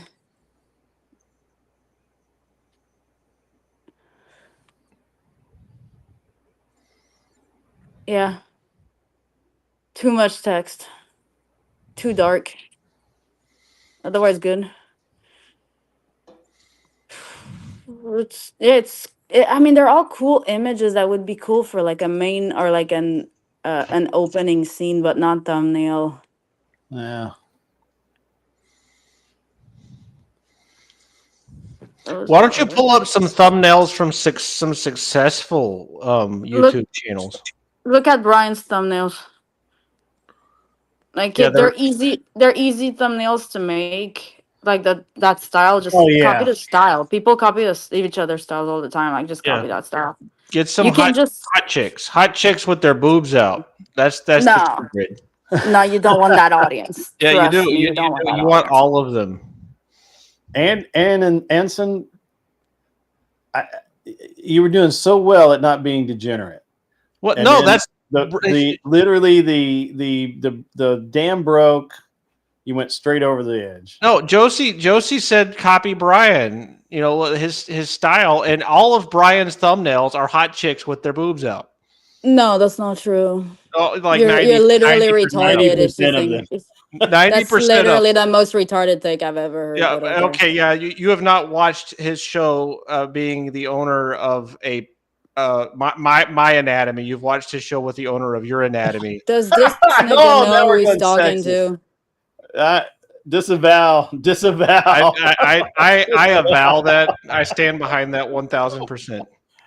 You stand behind Nala as well. Mm-hmm. Does this nigga know who he's talking to? No, I don't think so. I don't. Who are you, Josie? I forgot again. You don't worry about it. Just go sit in the corner while Grit and I are chatting, and then you can come back. I gotta go sit. I'll go in the corner. Sorry, Josie. Thank you. It's funny. I thought Now let Glenn the was adults coming talk. up. I don't know where Glenn is. He popped on and then he was gone again. Speaking of Wiggus, where is he? Josie knows you, Furby. Yeah, I It know is. I Mel. mean, it can be. It's kind of an open panel. If I want you to come up, yeah. Ugh. Yeah, no, I just wanted to pop up to like say hi, catch up, and everything. Yeah, Like, we because hadn't it's been a talked in a minute. while, so I appreciate Yeah. you stopping by. Yeah, I had fun Um, yesterday. And I heard you went do fireworks with your family. Yeah, well, so I was telling the chat earlier. I haven't bought fireworks in a number of years because the people in my neighborhood and the surrounding neighborhoods, they put on a legendary show. I mean, it's my wife actually videoed it, like it was that good. And so we just got on the golf cart and drove around, and we would just like stop and watch these guys for a while, and then we drive down the block and there would be another group of people throwing out mass amounts of fireworks. And I mean like, you know, the city might not do as good a job as these people do. So, and it's pretty it was pretty awesome last night. It was my kid loved it. He was having a great time. The 4-year-old, he was having a great time. Nice. Another kid's hiking right now at Philmont. I was just saying that as of today, I think he's done 48 out of the 70 miles. I can check really quick. And let's see.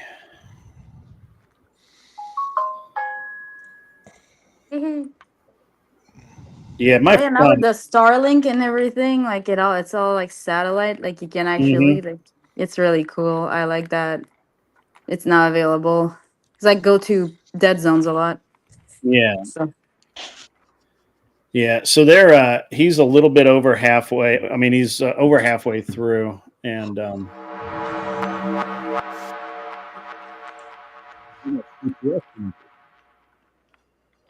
Mr. Boulay and the Department guys of can't Numismatics oh, by donated the way, $20. thank you, Mr. Super Boulay. chat. Actually, Grid with your Grid, Mr. permission. Boulay beat Restarting you my to sending me Sunday a link. live I was stream already 7 logged p.m. in. Est.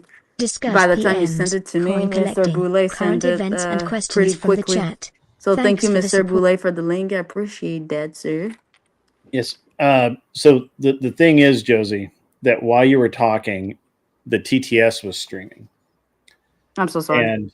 and so now I'm going to re-trigger it. You can't hear it because you're not on YouTube right now. You're coming in through Talk Studio, and it doesn't. You can't hear it, but we'll just re-trigger it, and it's all fine.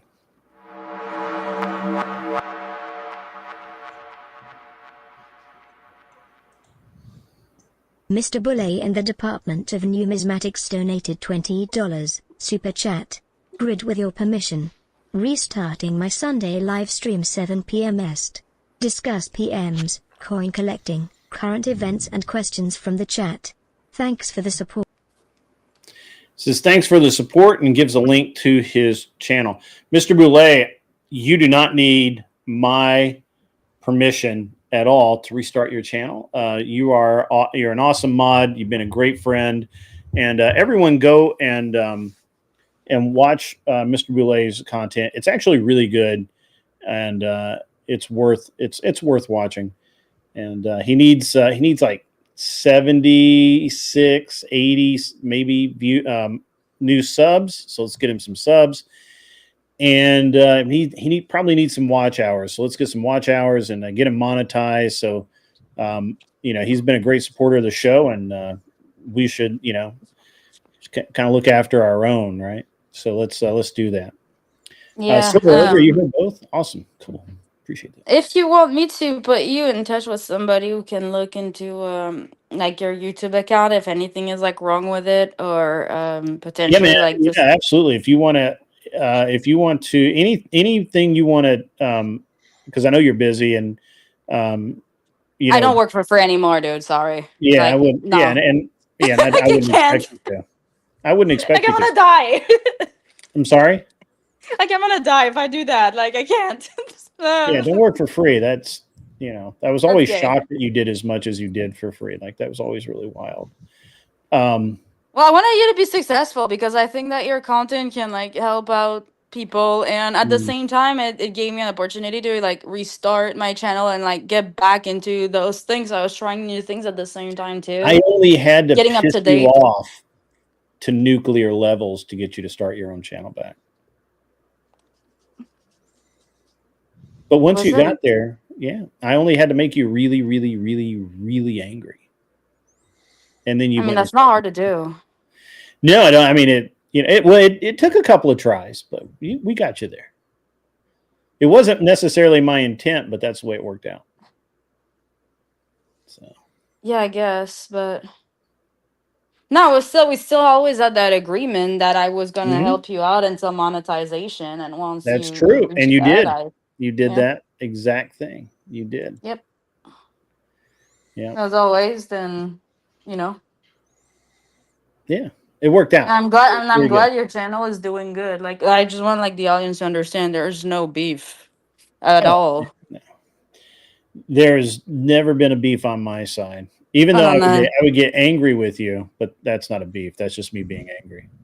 yeah, no, and that's just me being annoying, which is like I'm on normal Monday, like. It's normal Monday, Tuesday, Wednesday. Monday through like I don't know. Sometimes I take breaks, but Monday through December.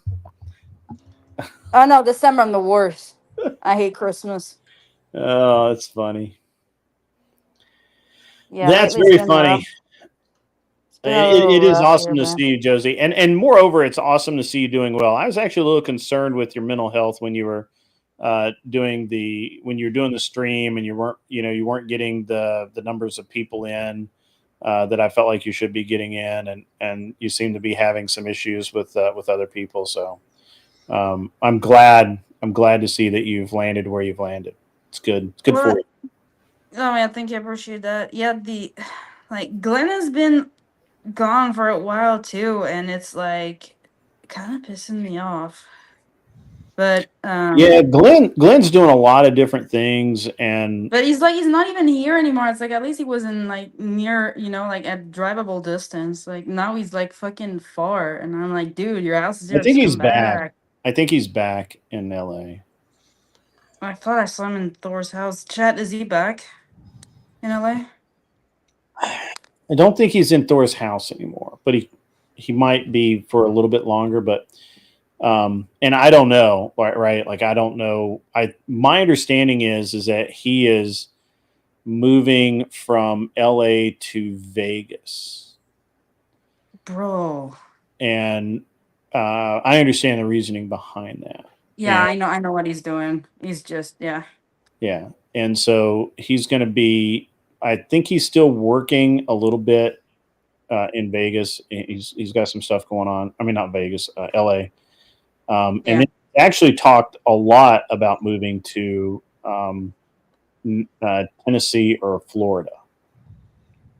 So, but we'll see. He lived in California his whole life. Good luck with that. I mean, there's some things there. So, yeah. But yeah, what was I going to say?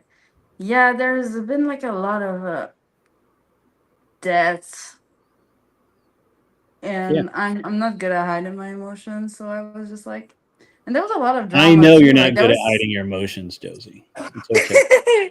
No, I'm really bad. I'm really bad. I know.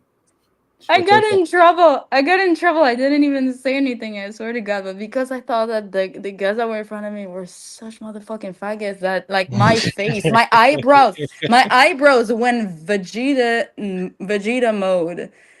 And my eyes, just my eyes were speaking for my brain. And I got in trouble for an involuntary dirty look. And I'm like, okay, I'm out. I can't. I can't buy. I can't. That is the most quiet I will be. And if that doesn't satisfy somebody, then I'm just not the one for you. Bye-bye. Arthur Daya, the reason for Vegas is, and I'm not going to disclose any of Glenn's business, but the laws there are more favorable to some aspects that are pertinent to his life currently, and he's close enough to LA to work in LA, and there's work in Vegas. He's also working with some people who are near Vegas. So LAX, Vegas, back and forth, like round trip is $80. Like Yeah. it's cheaper to fly. yeah, it is. Right now it is, for sure. Yeah. $5 So- comes in from Kronos 420. Glenn said he's going to become hetero man married to AJ in Texas. I don't know that he said that.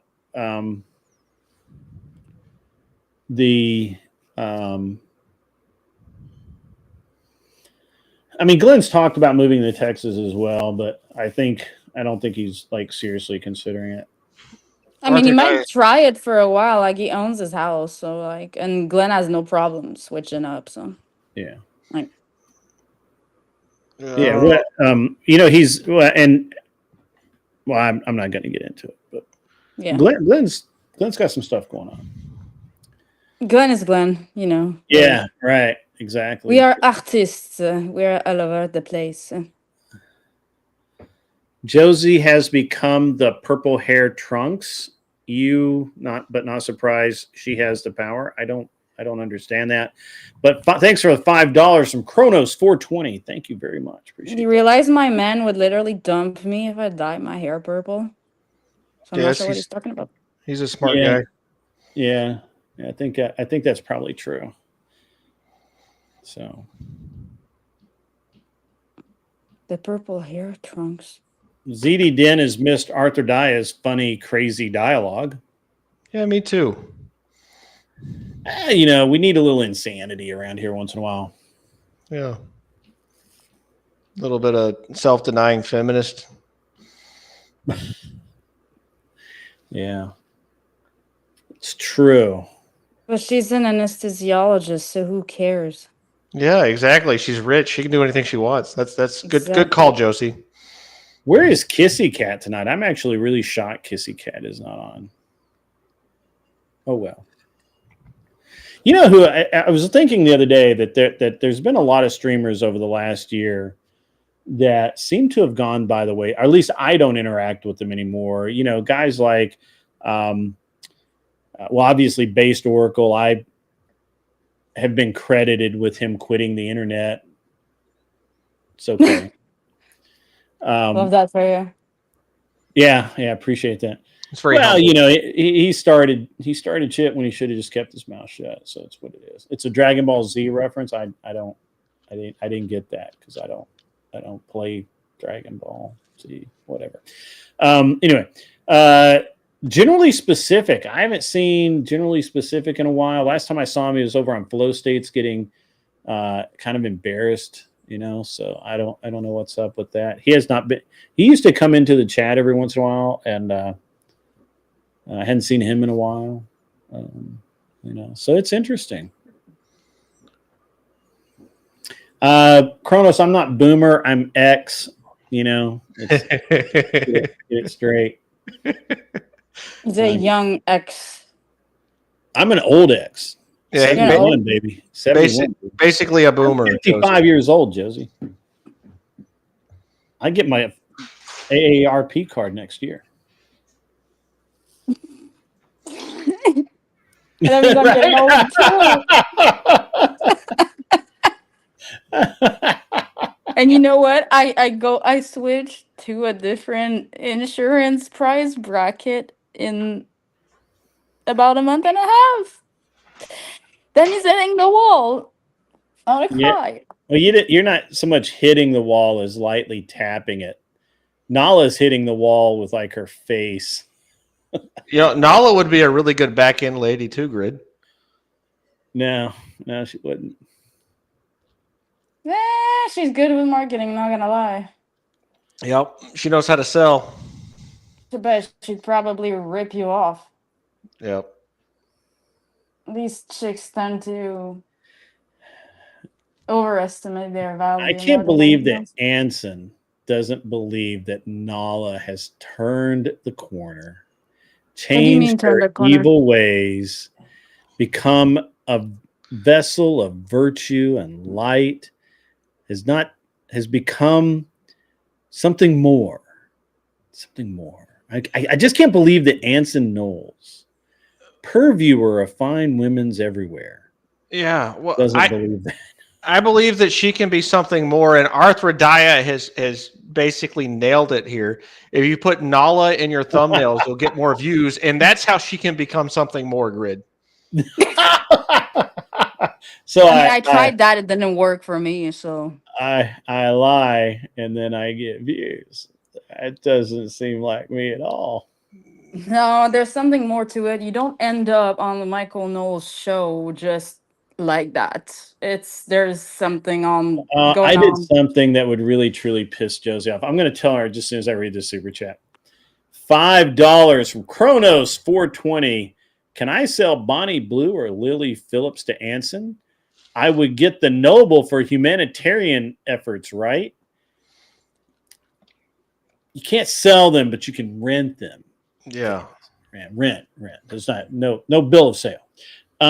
Josie, if I told you that I turned down going on Tim Pool's Culture War, how angry would you be?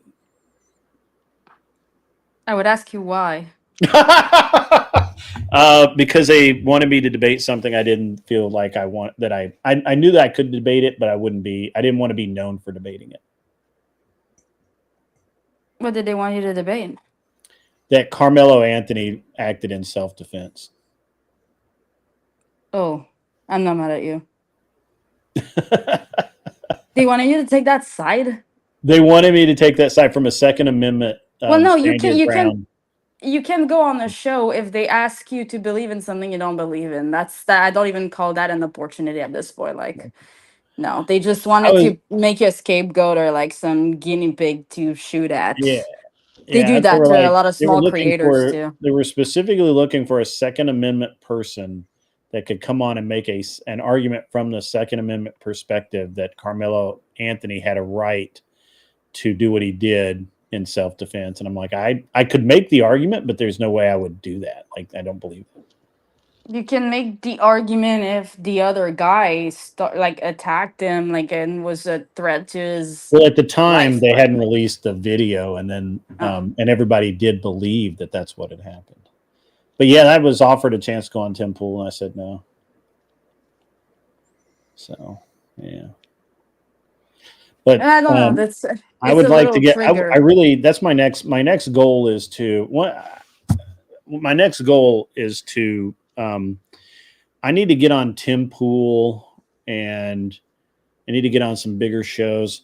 Brian's actually said that the next time I'm in Los Angeles, that I could come on the show. Yeah, I'll believe it when I see it. Fucking full of shit. Brent's full of shit. You should do it, Grid. Do it. Well, I never go to LA. That's exactly why he said that. I was supposed to go, and I told him at the time, I'm like, yeah, I'm supposed to go to LA in a couple of months because we were going to go to Alaska, do the cruise, and then on the way back, we were going to stop in LA, and my wife was going to do some shopping and stuff, and visit some not friends, but contacts, business people there that she knew, and then we just like blew off going to LA because I was like so tired of traveling. So here's the real question: how much did he ask you to pay in order for you to even get that? Nothing. He's actually like he asked me if I would fit in the Chilean military costume. I'm like, no, I don't think I'll fit in that.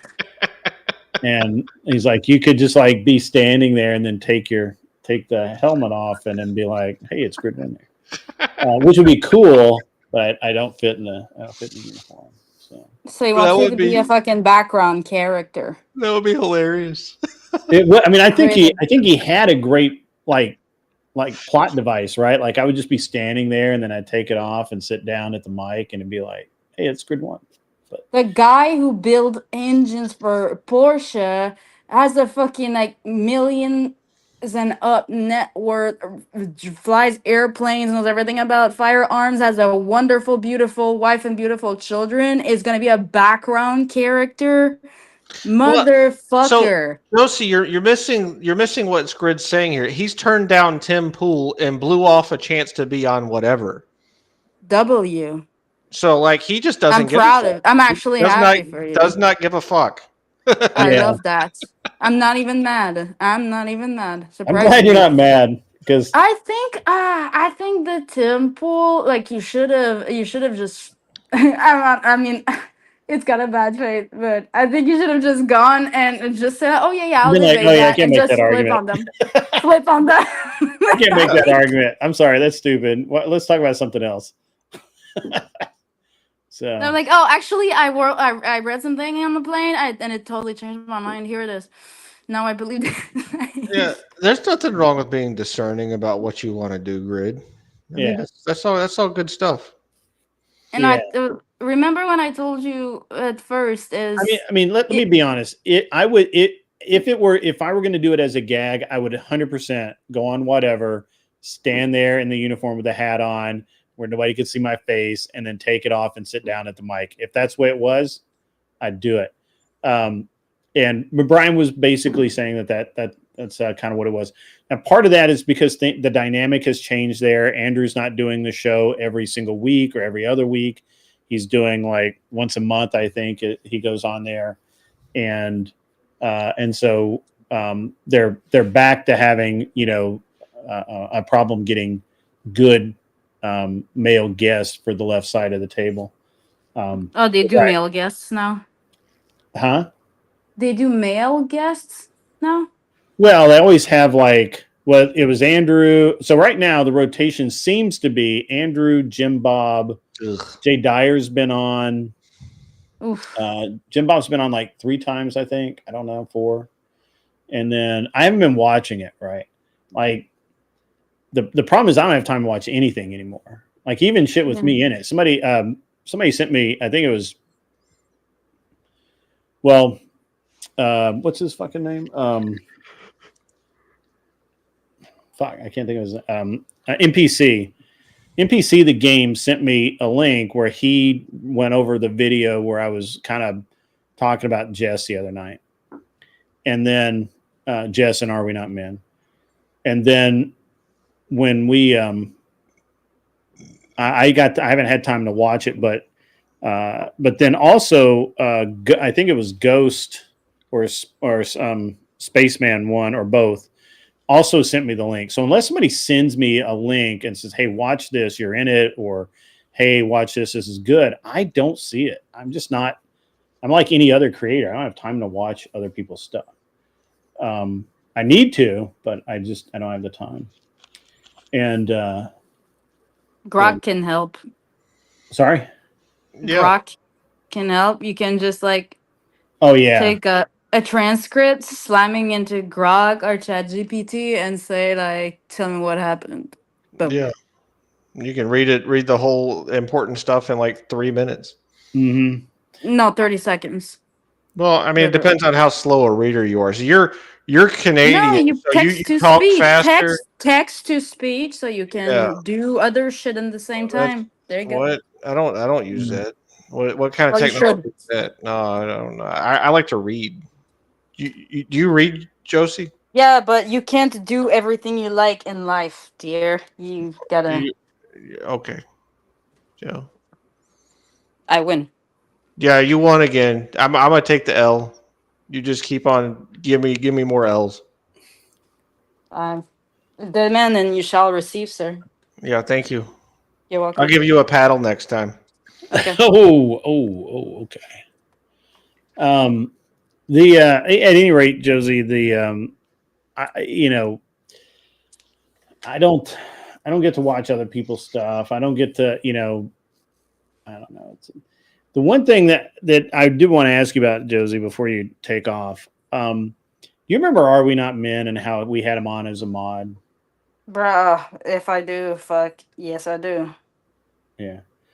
Yeah, he he's now moderating for Jess White, and he's pulling more of his same old shit. But for some reason, he's always coming into the chat and trying to start crap, which is weird.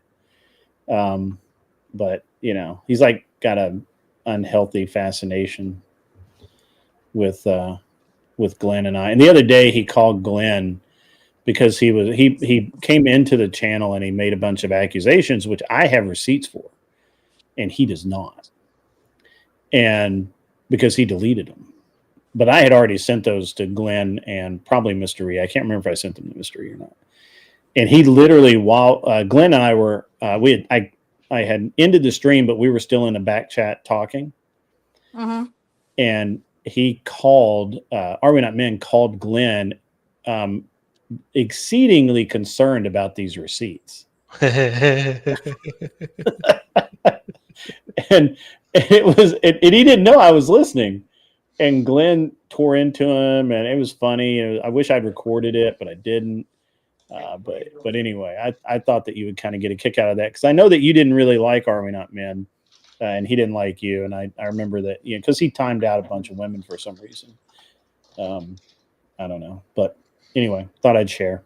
Oh, yeah, I don't know if I think it was like okay with me. I guess it's fine. Like I don't mind people just being like love-hate relationship. Like I know I'm kind of not that he's the most likable person out there, but Well, you're French, so yeah. and I'm a bitch. So yeah, but True. But you're not I'm that just big. Honestly, you're not that big a bitch, Josie. I mean, I know I don't want to pump you up too much, but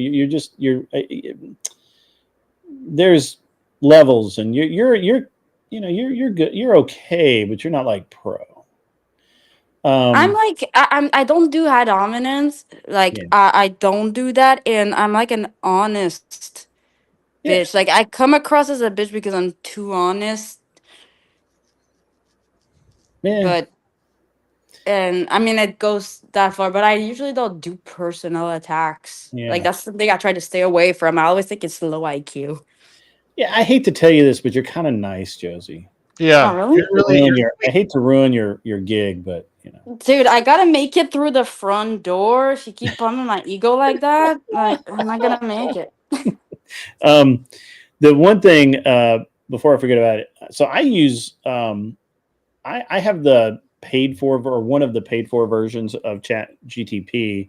I haven't really played with Grok yet, but I'm going to. And I've kind of gone around a bunch of AI stuff. My issue with AI is it's nothing but a search engine Yep. that has a very adaptive um, set algorithm to it, so that it learns your preferences and it regurgitates things that match your your preferences, even if those things are not true. And this bites people like Ryan the Coder over on Sarah's channel. This bites him in the dick all the time, because he'll Yeah. sit there chat GTPing in the middle of a debate, and he'll just the chat GTP will come up with it, and he'll be like, blah blah blah blah blah blah. That's the point. And somebody who actually knows and who actually has the actual documents will say, "No, Ryan, that's not right. That was disproven as misinformation. And here's why."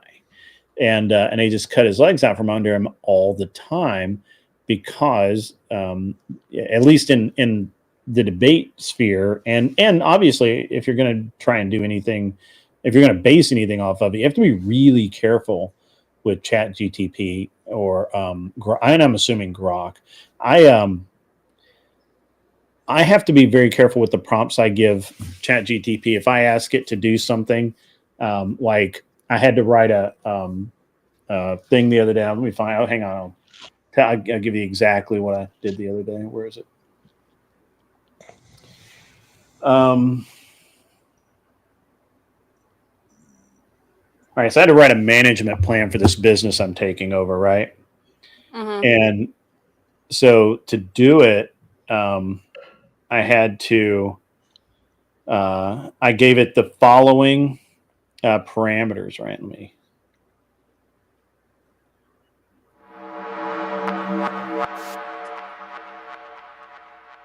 He was a member? I thought he was a member. 8 months of membership. Wow, that's awesome. Josie is far too kind to be considered a bitch. She just lets her emotion get the better of her occasionally. Well, that's true. Yeah, she is a woman. So here's a Girl. prompt. Here's a prompt I wrote. Write a business management plan for my business to acquire another business, a commercial glazing company, and an asset purchase. My business is owned by me and my wife. The other business is owned by the owner, and pardon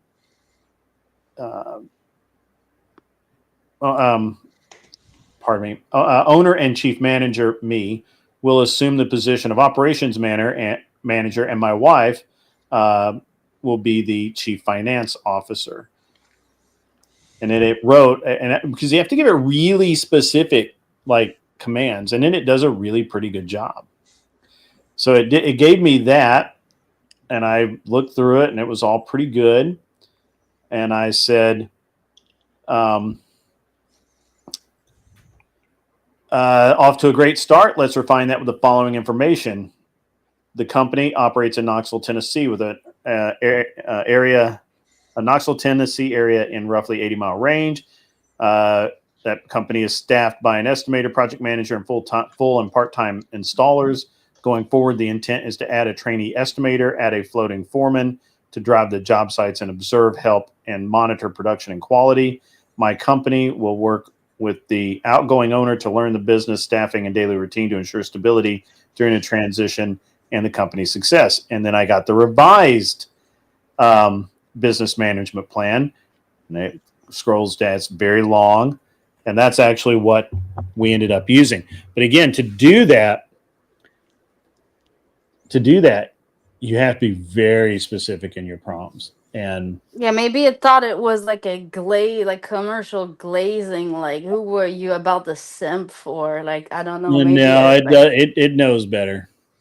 Yeah, Grid, you're gonna go That's glazing. very funny though. It's very funny that Arthur Daya said that, who's like chief glazer. she read my mind. Yeah, she's a total DJ. She is. So When I was like commercial glazing, the amount of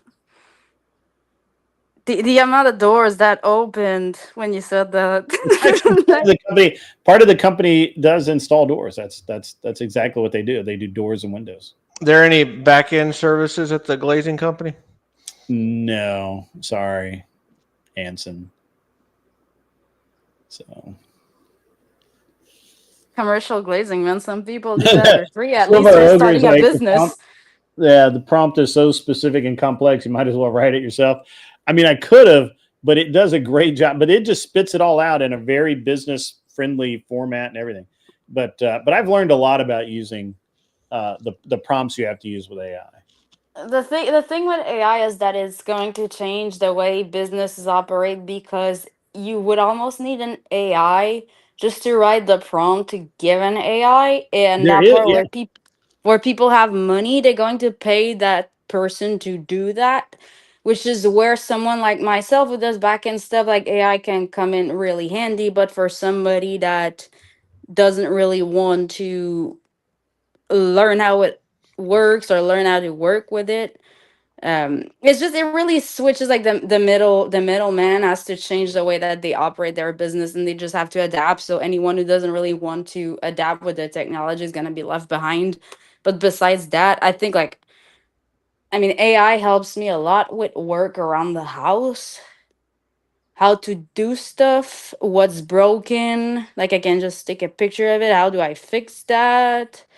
Codes, writing code, oh my god, it's Linux from scratch with ChatGPT is a completely different game. It's wonderful. It's going to open so many doors, especially for young kids, like teaching coding to kids. Like, it makes it a lot easier for them to start something and figure out where they mess up, so it's not as hard as it used to be. A lot less discouraging. Well, so I look at it as like a template generator and a search engine, right? You can generate all sorts of templates, and that was normal like business form templates and that sort of thing, like what you're describing. At one point in time, you could have just looked that up and or it would have been a part of like a college textbook at some Yeah, there point. would have been a template for it, right? Like all of these business templates. Yeah. And then you just fill in all the stuff. Yeah. Okay, I'll And give you an example. If I want to change the blinds on my window, okay, and I just take a picture, a white picture of where the window is, and I have the picture, right? I'm at Home Depot. I put the picture in the chat GPT and I say, how wide do my blinds have to be based off the picture of this window? And ChatGPT is going to look at what is in my picture, and let's say that if there's a light switch, it's going to say, assuming that this light switch is the standard light switch in America of this size by this size, then it's going to calculate right away what sizes I need and everything. yeah. That's a great thing. You know That you it know what does. you know what the last thing was that I used it for? It was I was looking for a vehicle to buy for my son, who is by the time he reaches the age of 16, he's probably going to be 6'3", and I need to find a vehicle that will fit him and be low cost on insurance. And so it calculated the insurance costs and the headroom and leg room in vehicles, and then gave me a listing based on those criteria. And like, you can't do that in a normal search engine. Yeah, that's true. Yeah, it saves time for research and all that stuff, but it saves you time. I do actually use ChatGTP to write prompts for video and music AIs. Oh, I hate AI music and video and like any content Ugh. creation or artistic stuff. AI is a more autistic than autistic people. Like it's really bad. The music is so bad. It's awful. Ugh. Yeah, I've seen channels that are just entirely AI generated music, and from my perspective, it's disgusting.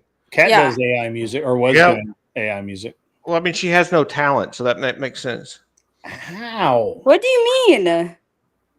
She had no talent. She's talentless. What do you mean she's talentless? She's a stay-at-home mom. She's really boring. She has no personality. Isn't it what being a good woman is? Yikes.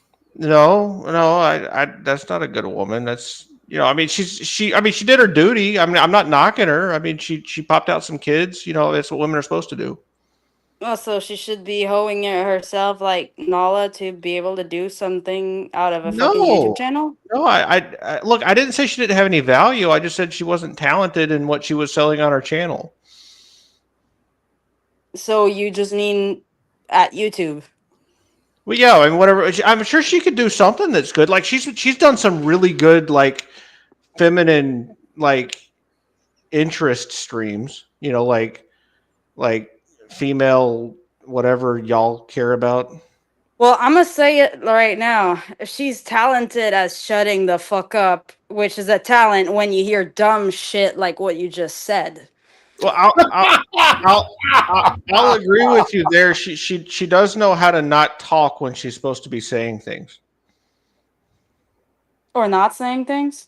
Yeah, either one, both. Yeah. I don't understand. Do we make sandwiches and shut up, or do we talk? Like, make up your freaking mind.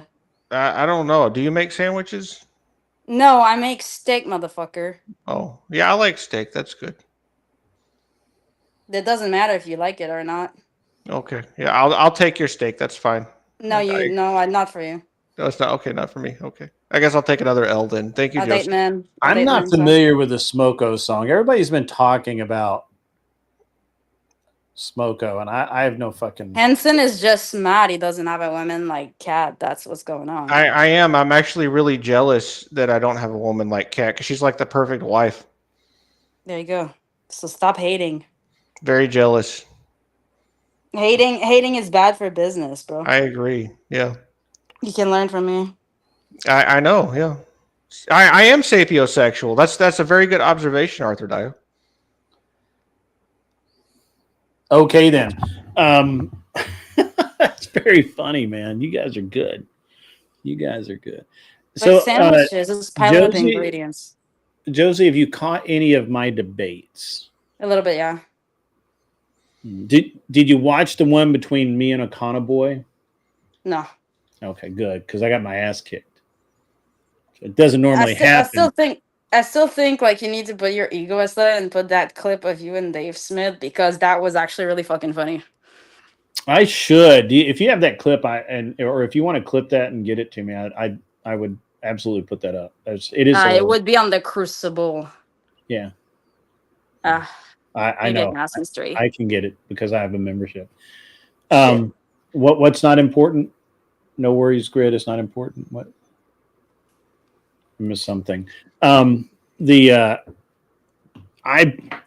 was debating Boy, and originally it was socialism. Is socialism good for society? And I did not expect him to go full communism. So I prepared a very healthy debate for socialism. Socialism is not good for society, blah, blah, blah. And he went full commie right out of the gate. I was just like, what the fuck? Well, the economic difference between socialism and communism is irrelevant because you're doing the same exact thing and you're centralizing the decision. I made that point, but he was able to define it as, well, socialism is like is more like what these Finns do, with the oil, or Norway does with the oil or whatever, and whatever. Yeah, Silver Ogre, he did win. He won by 2. I mean, it was a narrow loss. I'm going to admit.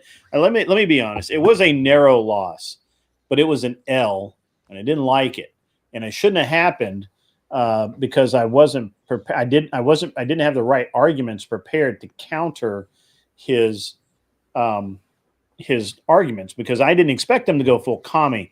So I was when I've heard him make this debate before, it's always been about public works, like the post office, Social Security, the healthcare system, all that kind of thing. In this case, he went full commie with the government owning the means of production, government owning actual, all of the land, and wouldn't that be better? Because then, I really didn't have good, cogent rebuttals and rhetoric to push back against his branding of communism. And so I don't think I did. I mean, I did poorly. I should have had Casimir prep me, that for sure. You probably just got caught off guard, because I know that exactly what to respond to that, but it's like being caught off guard in a debate. It makes you like stutter, and he had really good cogent arguments, and he had a commie. So the real problem is that I don't think I did as well as I could, but I thought that I got him enough. But is he American? Yeah, he's American. He's in Texas. Oh my God. It's in Texas. I know, right? You know what to say. Come on. Yeah. So we were already again. I didn't lose, but I lost by 2 votes in the chat. That's it. That was a popularity contest, like at the end, yeah, because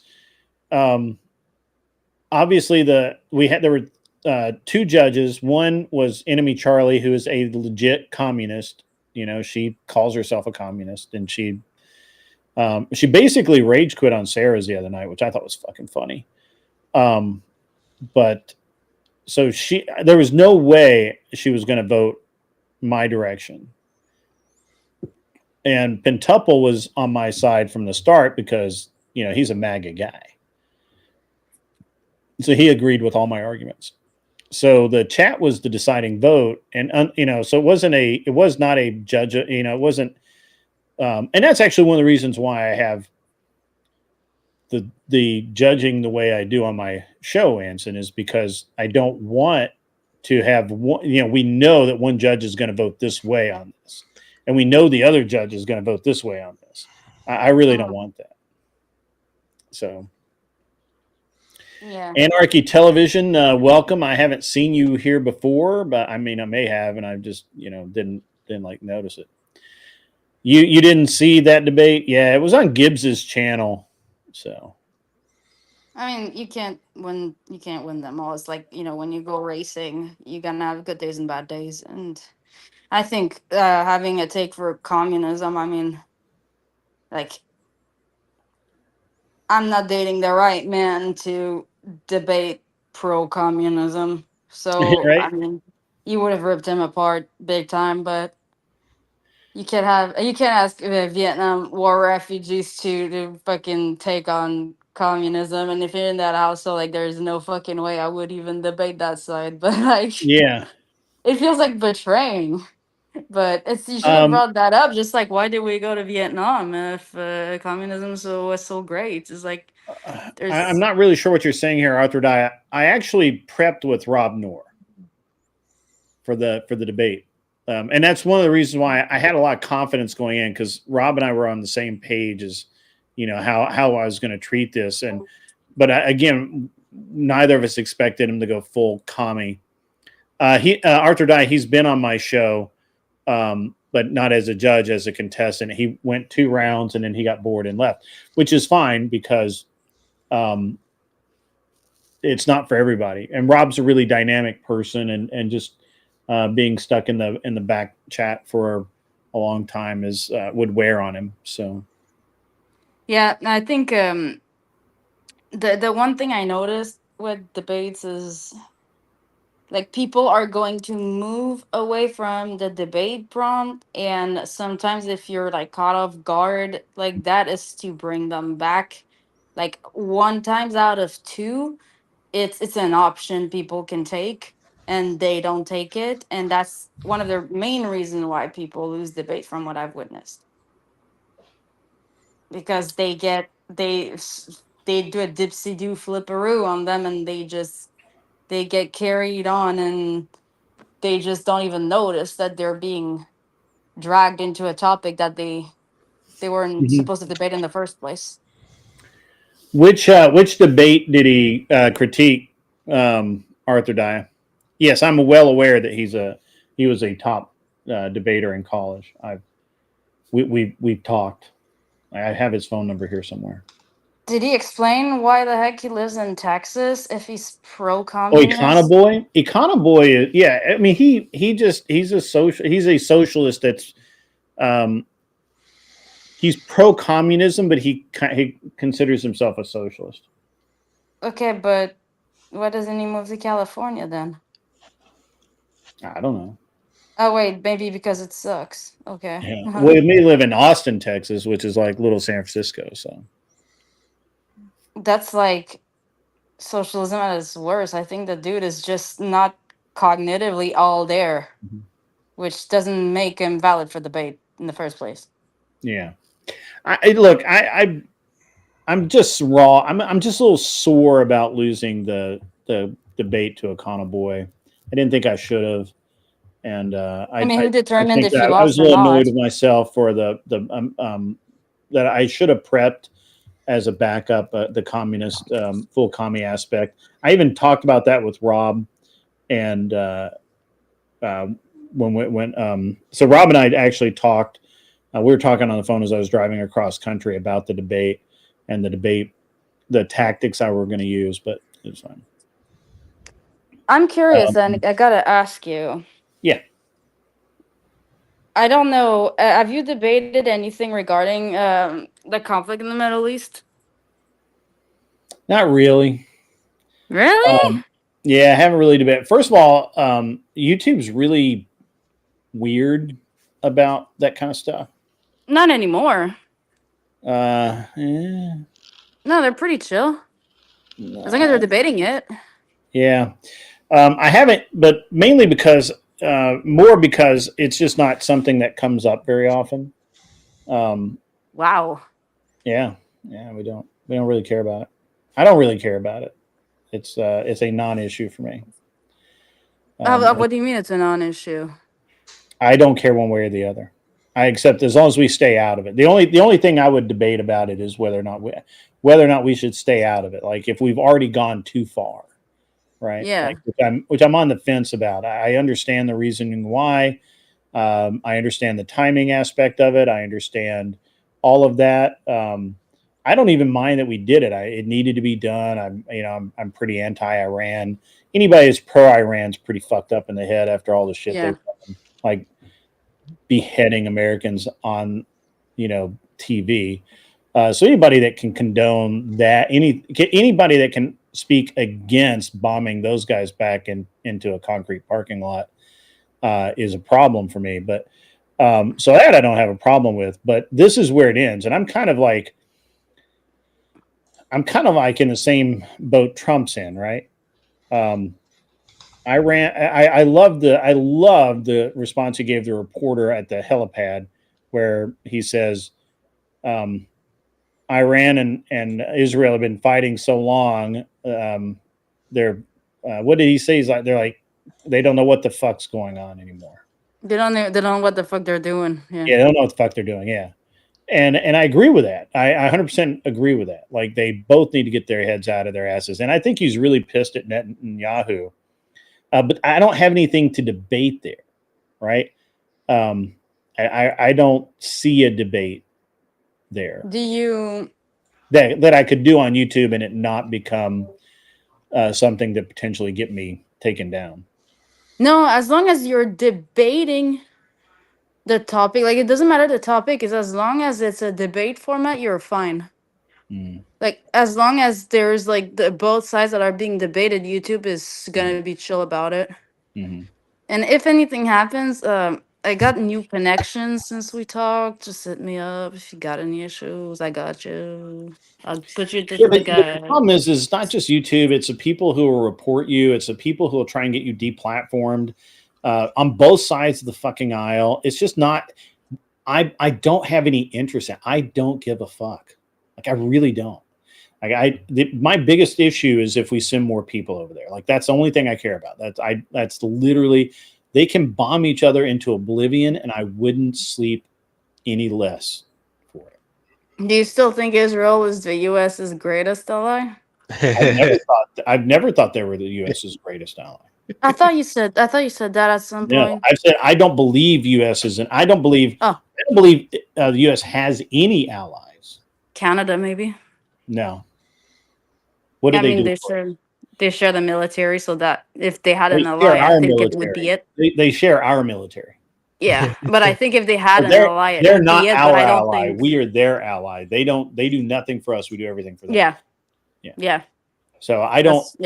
And so I don't. I actually don't consider that the U.S. has any allies currently in the world. We have a lot of people that suck our tit and drain us of money and resources. We have a lot of those people. A lot of those countries, but I dare, and I often dare people to do this. Name one country that gives to the U.S. more than the U.S. gives to them. Yeah, well, the last country that really fit that description was the Soviet Union in World War II. Probably, but that was because FDR was kissing their nut. Well, yeah, but I mean, they gave up a whole lot compared to all the other countries, and we didn't owe them that. Like they didn't owe us a whole great debt afterwards. Like they really didn't have a. Yeah, I mean they were independent and a real ally because they actually did the work. Yeah, no, I don't disagree with Anson on this. But I also don't. But again, it's not pre-World War II. So, but right now I don't think the U.S. has a single ally. We have a lot of people who only help us because we have the biggest stick. Yeah. That's like every country in the Middle East that align with the U.S. maybe besides like Saudi Arabia, but I mean Saudi Arabia is like we've got a good deal, but as far as Iran goes, I remember a disagreement that we had was well, I don't even know if it was like disagreement, but I was against what the IDF was doing in Gaza. Right. Well, and I think that in the early days of the war, and I don't have a problem with what happens in war usually, especially if people are like hiding behind, um, lies, right? Like people who are carrying guns but wearing, um, the medic signs so they don't get shot, but they're shooting at people, right? Like that's if you put a bullet in one of their brain pan, I don't have a problem with that because they're lying, right? They're trying to get you to let your guard down so they can get close enough to off you. So I don't have a problem with that. I don't have a problem with most of the things, and even a lot of things that people call war crimes or atrocities. Wars, man, Winston Churchill said, "War is hell, baby," and you're people have to do what they have to do. Now, does that mean that I agree with lining a group of unarmed people up against a wall and machine gunning them? No, I don't agree with that. We're still doing stuff like that, though. I mean, we have all Sure. kinds of different proxies all around the world that we're funding to do all Sure, sorts. that's why I can't have a problem with it, right? like Yeah. I can't have a problem. Well, look, it is incredibly disingenuous, insincere, and outright naive to be okay or to be against what Israel is doing, and then in the same breath support what the U.S. does. And when we send, we send the CIA and their NGO or military contract organizations into places to kill people and change regimes. And we've done it forever. And I'm just more brutally honest about it than that. Look, war sucks. Don't do it. If you do it, better do it better than the next guy because he's probably going to win. But could one say and I think what you were specifically upset about was the Israelis who were shooting people in vehicles marked as ambulances, which we already knew the Palestinians were hiding behind the Red Cross, the medic Crescent. Yeah, the Crescent. They were hiding behind the idea that they were medics and doctors and things like that to get close to Israelis and shoot them. And the Israelis didn't fall for that, but maybe a couple of times where they started just shooting them out of hand. Is it possible that actual doctors got shot? Sure. But unfortunately, that is war. Well, I mean, can you blame the Palestinians for doing that though? I mean, in a losing battle, you have to employ all guerrilla tactics, right? I'm not blaming anybody one way or the other. Yeah, I'm saying war sucks. It happens. So I don't, and I'm unwilling at this point to play armchair quarterback. I'm not over there. I know what I would do to save my own life and to save my country. And let me tell you, it's ugly, it's dirty, and it is vicious. So I'm not going to call anybody else out for what they would do to save their country. So anyway. Yeah. Really what I had mostly and still I kind of still have a problem with it is that there are war crimes that are being committed, whether you agree that it's okay or not. It's still like the U.S. is going to go to the United Nations and cover up for Israel constantly. But again, I don't know that there are. I don't know that there are such a thing as war crimes. It's like rights. Like where do we draw by definition, there's a legal definition. Sure, there's a legal definition, but it's like if you ask me if here, hang on, let me see. I got it. Let me see. I want to put this up. It's mostly the censorship of everything that is happening. For me, it's really what gets me. It's that, okay, there's a conflict and you can literally lose your job if you don't say, if you don't agree with what Israel is doing. Like, no. No. I don't know anybody in that situation. Maybe there are people in that situation, but Oh yeah, there's a lot of people. I don't know that I believe it. Right? Like my biggest problem is you're never going to get me to care about it because the problem is the biggest problem I have is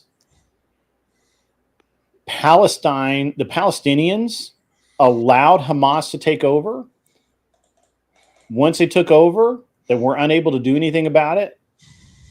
They themselves are not have not been resisting any of this. They work with them. They allow it to happen, and so co-conspirators are as guilty as the conspirators. They're just as bad. So I don't have a problem with honestly, I don't care on either side. The Israelis are being jerks. Whether they are justified in the way that they feel about it, I could care less. That's them. They're the ones that have to meet their God and justify killing all those people. I don't have to care about it. And I don't, it's irrelevant to me. I'm sorry. I can't actually care about it because I think they're both have gone beyond what most people would be okay with, and that's fine. I want to show you this. So let me pop. Well, where'd it go? Yeah, I wanted to ask you this: if you ever want to debate this with a content creator that I know well, let me know. Maybe we can work something out. Who would want to debate it, and which position? I'll tell you later. I'll tell you later. Okay. It would depend on which position that they're taking. If they're taking the anti-Israel side. Anti-Israel. Mm-hmm. See, the problem is I'm not particularly pro-Israel. Like I don't care one way or the other. So it would be hard for me to make a defense. So here's the thing. The genocide in Gaza? Is it? If it is, it's the worst genocide ever because they still have a bunch of them. Yeah, this is an interesting thing. I don't know if you've ever seen this. Let me do that and hit. Silver Ogre. Here, hang on. Watch this. March of 1984, when authorities escorted 25-year-old Jeffrey Doucette through the Baton Rouge airport to face charges of kidnapping and sexual assault on a 12-year-old boy. The victim's father suddenly appeared, shot Doucette while news cameras were rolling. The father, 39-year-old Leon Gary Plauche, pleaded no contest to a reduced charge of manslaughter and today received a suspended. So this is kind of the way I view Israel's war. Like we would all be that father, correct? Is there anybody that would disagree with that? I can't hear you, Anson. Well, I mean, yeah. Why wouldn't you be that father? Right. Yeah. Israel had their people killed. They had babies tortured. Why would they not be the same as that guy? And why does it make it a war crime if they are that vicious? Well, they've been doing that to each other for a very long time, right? And that's what Trump was talking about the other day, where he's like, they've been doing this for so long, they don't know what they're doing anymore. They got their heads up their asses. Yeah. All right. Let me answer some of it. I'm like seriously way back. I'm way back from. I fucking derailed your show. You did. It was from the same night he was briefly on the show, and he was critiquing the vegan versus moral debate and others. Okay, yeah. I wonder what he said. I actually saw him start talking on that, and then I had to go. I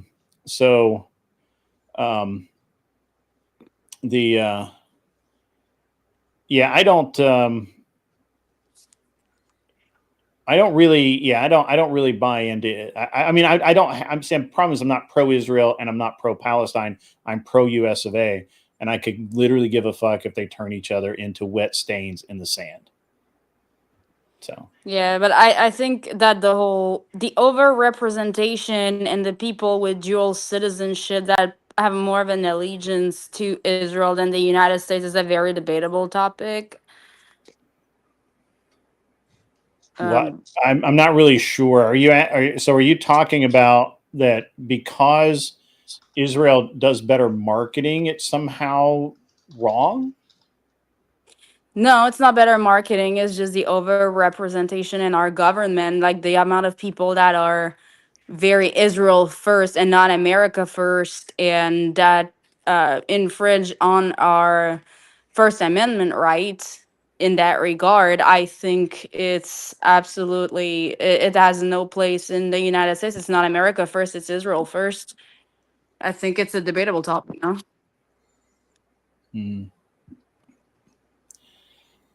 I think you're wrong. I think you're wrong, and I think it's because you want to pick sides, and I don't. I'm not picking a side.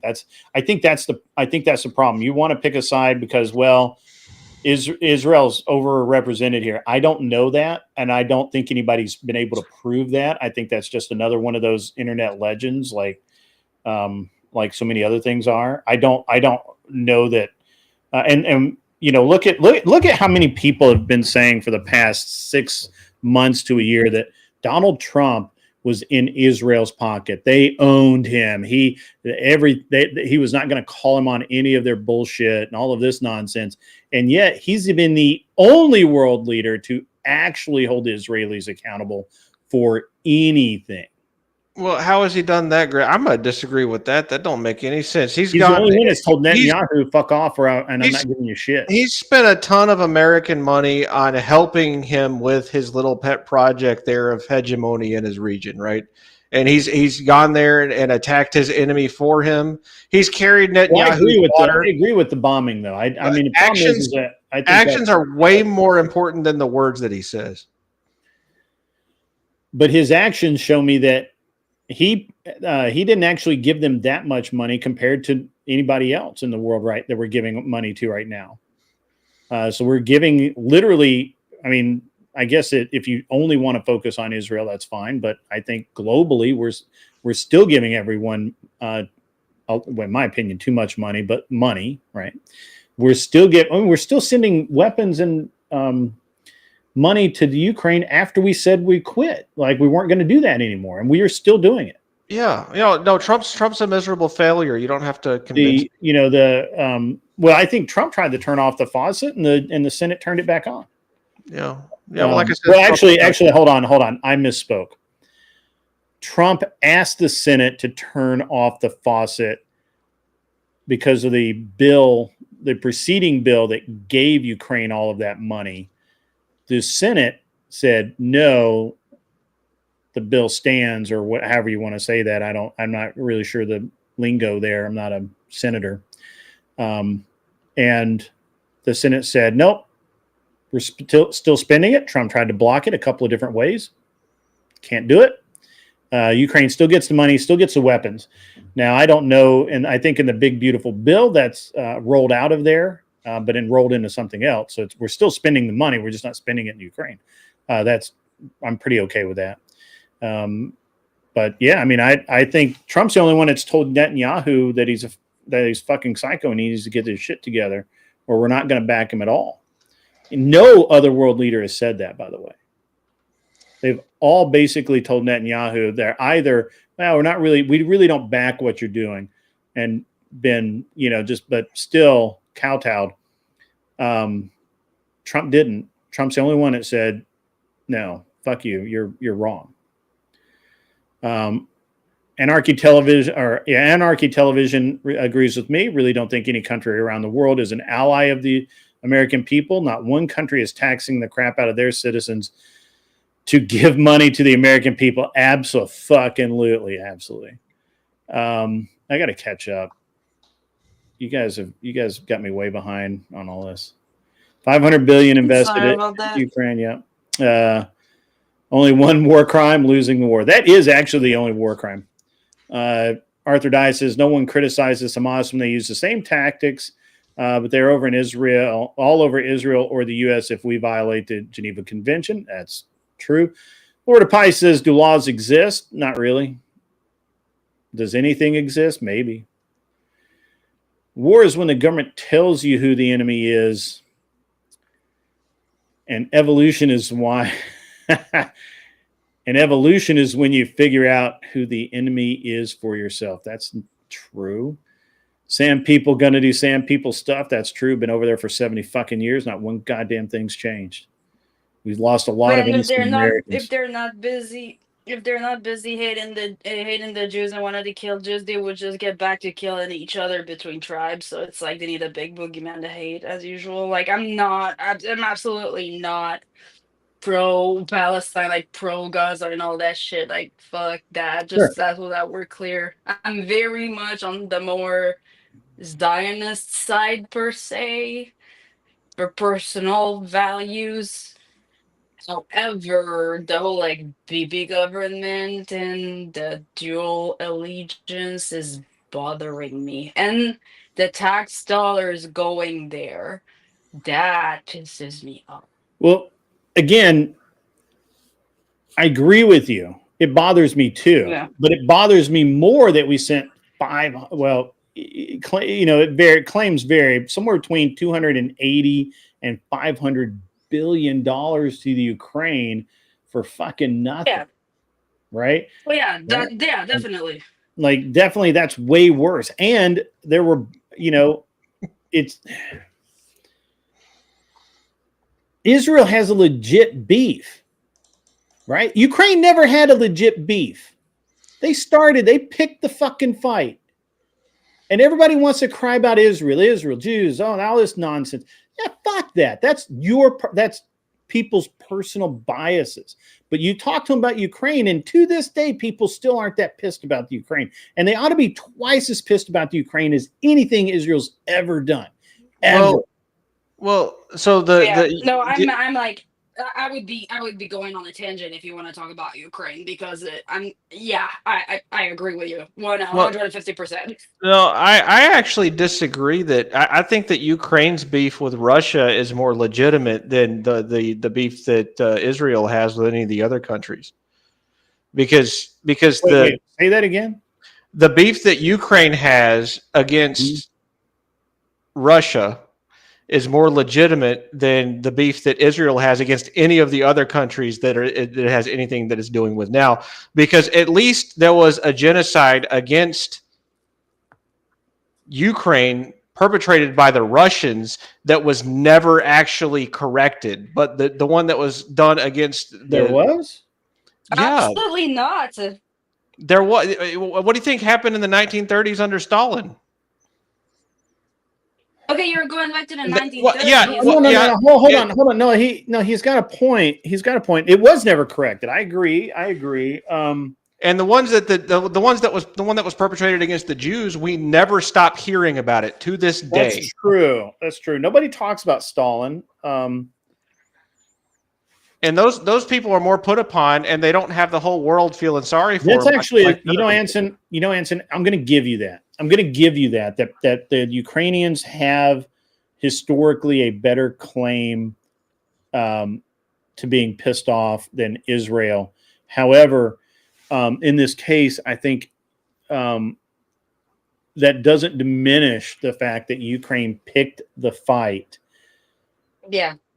And are using American tax dollars to fight the entire fucking war. Oh, I'm not legitimizing us being involved in any of it. Like I'm more anti-interventionist than you are, Grid.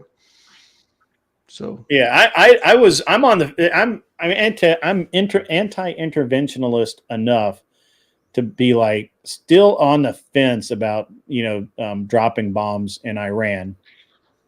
So you guys, look, it's one of those things where like I'm old-ish. And I remember when I was in college, I had a T-shirt that said I'd fly 10,000 miles to smoke a camel, and it had an Iranian guy on a camel, and I thought that too. I wish I had that T-shirt still, but. We have a massive mental block in this country about the Middle East. Like we need to tell we don't need anything out of the Middle East. There's nothing they provide that we can't get somewhere else for cheaper and better and with less stench on our Well, we hands got our when we do deal so. with Saudi Arabia going strong, so as long as we We got don't. We that, don't. I don't see why we That care. Saudi Arabia is irrelevant to us. We can turn on, What do you and mean? that's actually, that's one of the reasons why they won't allow these wars to quit.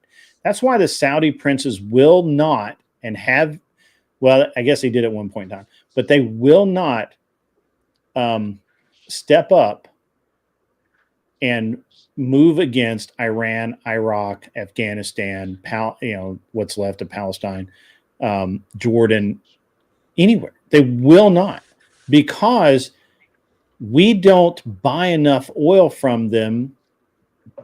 And if we shut it all off, because we're not even in their top 10 customers. So, we get more oil from other places. Yeah. But Saudi can't let that be known. And the US, I don't think, wants it to be known for some reason. I don't know why. I'll look into it, But yeah, I look it know up. that Look Trump up just how cut a much solid deal with oil the we actually get from Saudis. Saudi Arabia. That's why we went to war in Kuwait. Well, If we were getting our oil from Saudi Arabia, why would we care about the oil fields burning in Kuwait? the partnership with Saudi Arabia has less to do with the oil that we receive from them and more to do with the It's fact. the financial stability of our money. Yeah, it has. Yeah, That's the only reason. Yeah, and He's if we right. lose, Answer's right. Yeah. if we lose that, then we lose all of these vassal states that we have that are sucking on our tit. Well, it's not that we lose them; it's just their economies will grow again. Well, and, yeah, and we have been using the IMS for decades to depress other smaller countries' economies. Basically, as long as the American dollar was king, we could offload our debt to other countries, and as the dollar shrinks in value globally, that debt comes back home. And we can, and we should do it. And we should, it's like ripping a Band-Aid. At this point, we're slowly peeling back that Band-Aid, and it hurts. It hurts so bad. And it's going to continue to hurt for the next 20 or 30 or 50 years while we slow tear off this Band-Aid. And we, just stings all the whole time. Or if we just rip it off, yeah, sure, our economy will be hurt. And as Anson says, we will lose some of the power that we have in the world, because we will not be able to send them massive quantities of money anymore. We won't be able to loan them and subsidize them those massive quantities of money. But it will stay in the long run. Our economy will stabilize and will be stronger for it. Unfortunately, a lot of politicians would lose their jobs if they supported such a thing. So they will never support it. You have to understand that we are in a situation where no politician going forward will ever actually do anything about the deficit, the spending, or anything. They can't. If they do, it's political suicide. And you would literally have to get 150 people to commit political suicide. Yeah, well, I mean, there's two of them that are doing it. That's Thomas Massey and Rand Paul. The rest of them are the rest of them don't live in the districts where they can get away with it. Yeah. So I mean, that's where we're at. I derailed your show enough for tonight. I couldn't hear you. We'll talk. I said I derailed your show enough for tonight. I gotta go. But well, we're done anyway. It's 11 o'clock. It's time for me to punch out and go to bed. Josie, it was great having you on. Really appreciate that you did come on. Ladies and gentlemen, we're going to end the show. It's 11 o'clock. I turned into a pumpkin momentarily. Really appreciate Anson and Josie being up here tonight. I will see everybody Monday afternoon for the day shift. It's going to be great. We're going to talk more about the economy. We're going to talk a lot about politics going forward. And we're going to get into some of these other issues along with some other nonsense going forward. In the meantime, everybody, as always, actually, Sorry, I'm getting pinged. Smash that like button on the way out. That's Share the right. video with Smash your that like friends. button. Yeah. Make sure you subscribe. Go to Mr. Boulet's channel. Get him those very, very needed subs so that And he he will can get get you into monetized. numismatic. Trust me. Like he actually got me into it. He's very passionate, and I'm sure he can get you into it. And if you don't think so, you will take on that challenge. So go follow him. Yeah. Yeah. Follow So Mr. that's- Belay. He's a smart guy. And Arthur Diet, give me a call, okay? I can help you calm down. There you go. And in the meantime, ladies and gentlemen, I'm not rating anybody tonight. I'm sorry. Go wherever you want to go. Birds to the wind, on the wing, feathers flying. In the meantime, as always, be cool. Wear glasses if you need them, and get off my lawn.